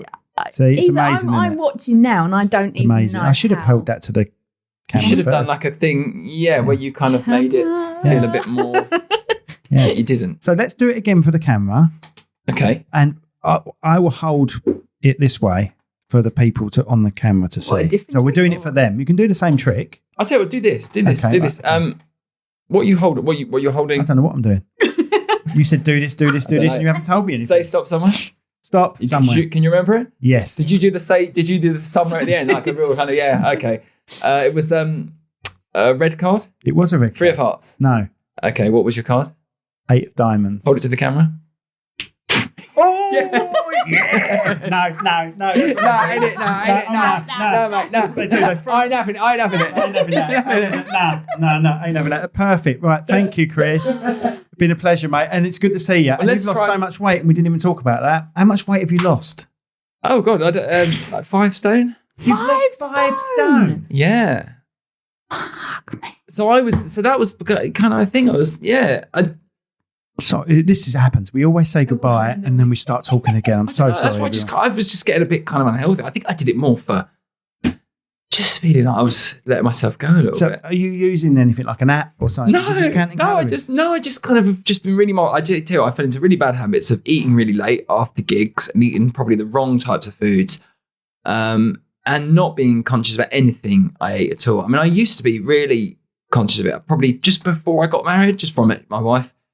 Prior to that, It sounds really weird saying this now. I trained and qualified as a personal trainer with double distinction, like level 3 and over. And that was what I was going to do. I was going to do that alongside magic. So I used to work in a magic shop. I used to do gigs in the evening. Then I stopped working in the magic shop and I was doing gigs in the evening. And then a cop. We've already been through. Did you have any other jobs? And then I decided that I lived opposite so I got really into sort of fitness. I moved to live opposite the gym in Ashford and got really friendly with it. I used to get every morning. I used to get up at like 5:30, go there at 6, do 2 hours.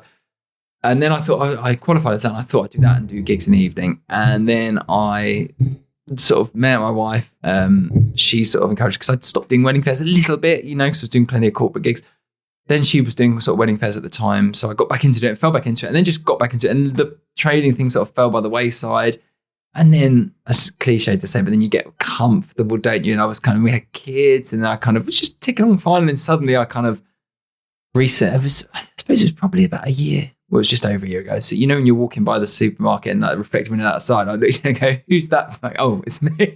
Right, yeah. And I just felt, all the time. I just felt like, and there's no kind of opinion on every, I think people are all different shapes. It doesn't matter. I think you've got to be just it for yourself. And I just sort of felt myself, I could feel myself feeling a bit unfitter.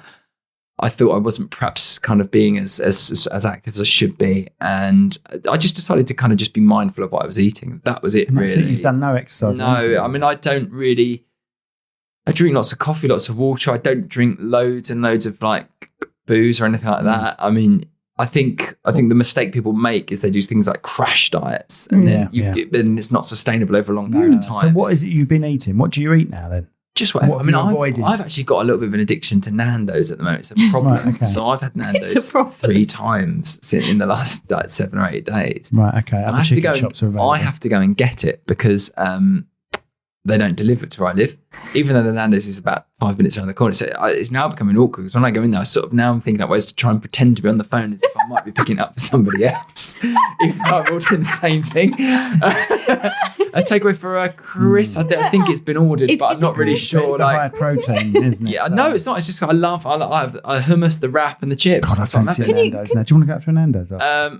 I love it, but I don't know. I mean, I just try and be mindful of what I eat. Try not to eat too late, but it is hard because the kind of the performing and lifestyle and the hours that you keep. And you're at a wedding. Oh, we've got you food. Oh, stay for this and stay for that. And you go home and unwind after a gig, and you're up late, and you might be eating some tea and some biscuits and all that. And I don't know. I think probably the reason why it crept back upwards from being very being slimmer before was I did it before, and just before I met Charmaine, I'd kind of like, got super fit and that, but I lost weight quite quickly. So I think in the back of my head, I've always thought, well, actually, if I just shifted my kind of lifestyle a bit, I can do that quite quickly. You've got a body that can burn it off quite well. Maybe, but it very soon goes back on. And I sort of started getting photos of myself at gigs, and I thought, I look a bit much in this picture. I don't carry it well, because there's people that carry, it really well, and I thought I don't. Thank you. Well done. Yeah. It's just anyway, squeezing through tables and like kind of move around. So, dear listener and viewers, there's no inside secret there. We can't even promote anything. I'm sorry.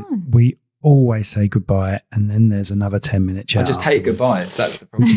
I'm sorry if it must frustrate the hell out of you, because it does frustrate me. Because last time we were on, I said to you, no, didn't I? Got more questions. But you can ask the questions on the next video when he's doing some tricks for you. All right, he's going to be doing some for me. Yeah, I think I'm going to film just with the camera close up while he does some tricks for you. Okay. All right, it'll be about half hour, I imagine. Christ, I haven't got that long. All right then. 11:45. Okay, we'll just do some 15-minute tricks then. All right then. It's like he's trying to wrap it up. What I'll do is I'll tie it onto the end of the podcast then. Tag some footage. Why can't we get some live footage that's not so artificial? Have you not got any? Show reel. What are you doing? You got anything coming up I could come and do? That's the only reason you spoke to me. It's like, hello, Simon. I'm the magician that saw you. You came over to me. Can I have your footage for nothing? Of course you can have my footage for nothing. Yeah. And what I'll do is I'll credit you with Cherrywood Promotions, which isn't even your business. Yeah, and I'll credit you, Cherry Tree Productions. I think I did, didn't I? Well, I don't know, but you're all the same. Anyway, thank you everyone for listening. Thank you for watching. Did you enjoy it? I did have fun. It wasn't today. No. And we'll get you back the on. Classics. We'll get you back on at some point if you want. Will you? No, I don't know. Not for this money. Yeah, I'd love to. I'd love to. Maybe I'll put some. I could put a plan in place and try and give some value. And some can we have Charmaine on? She can come down if you want to. Promote her business. Yeah. And the other, you're quite good on the mic, and you don't realise you are. So there might be times where I'm ill or Rachel's ill. You can stand in and guest host if you want to. I'd love to guest host. Who could I have on? Could I pick the guest? No, you can't pick because I can't pick when I'm going to be ill, can I? Oh, I see what you mean. Yeah. And then you could fake a sickie, and then you get like, if you go, this person's going to be crap, I'm going to get him to. I'm going to have a lie-in. This is going to be a boring guest. We could get Katy Perry on if he knows Katy Perry. No, and that's the thing, isn't it? When you see people like kids people used to bring their kid over to the stand, going, "Look at that guy's ambition. Look, do you know Katy Perry?" Yeah, you're like, no. Kids are there. Yeah. Do you want her to come to the wedding? I'll bring her down. Yeah, I'll get her to do a couple of numbers the first dance. Hey, girl, what are you up to? Go on, girls. And we're still talking once we said bye again. That's it. I'm so sorry. Right, we're definitely going. Cheers, mate. Yeah, what's that? Who's pumping? That's just me trying to be down with the kids. Got your hands warm? That's because they've been in my crutch for 2 hours. Right.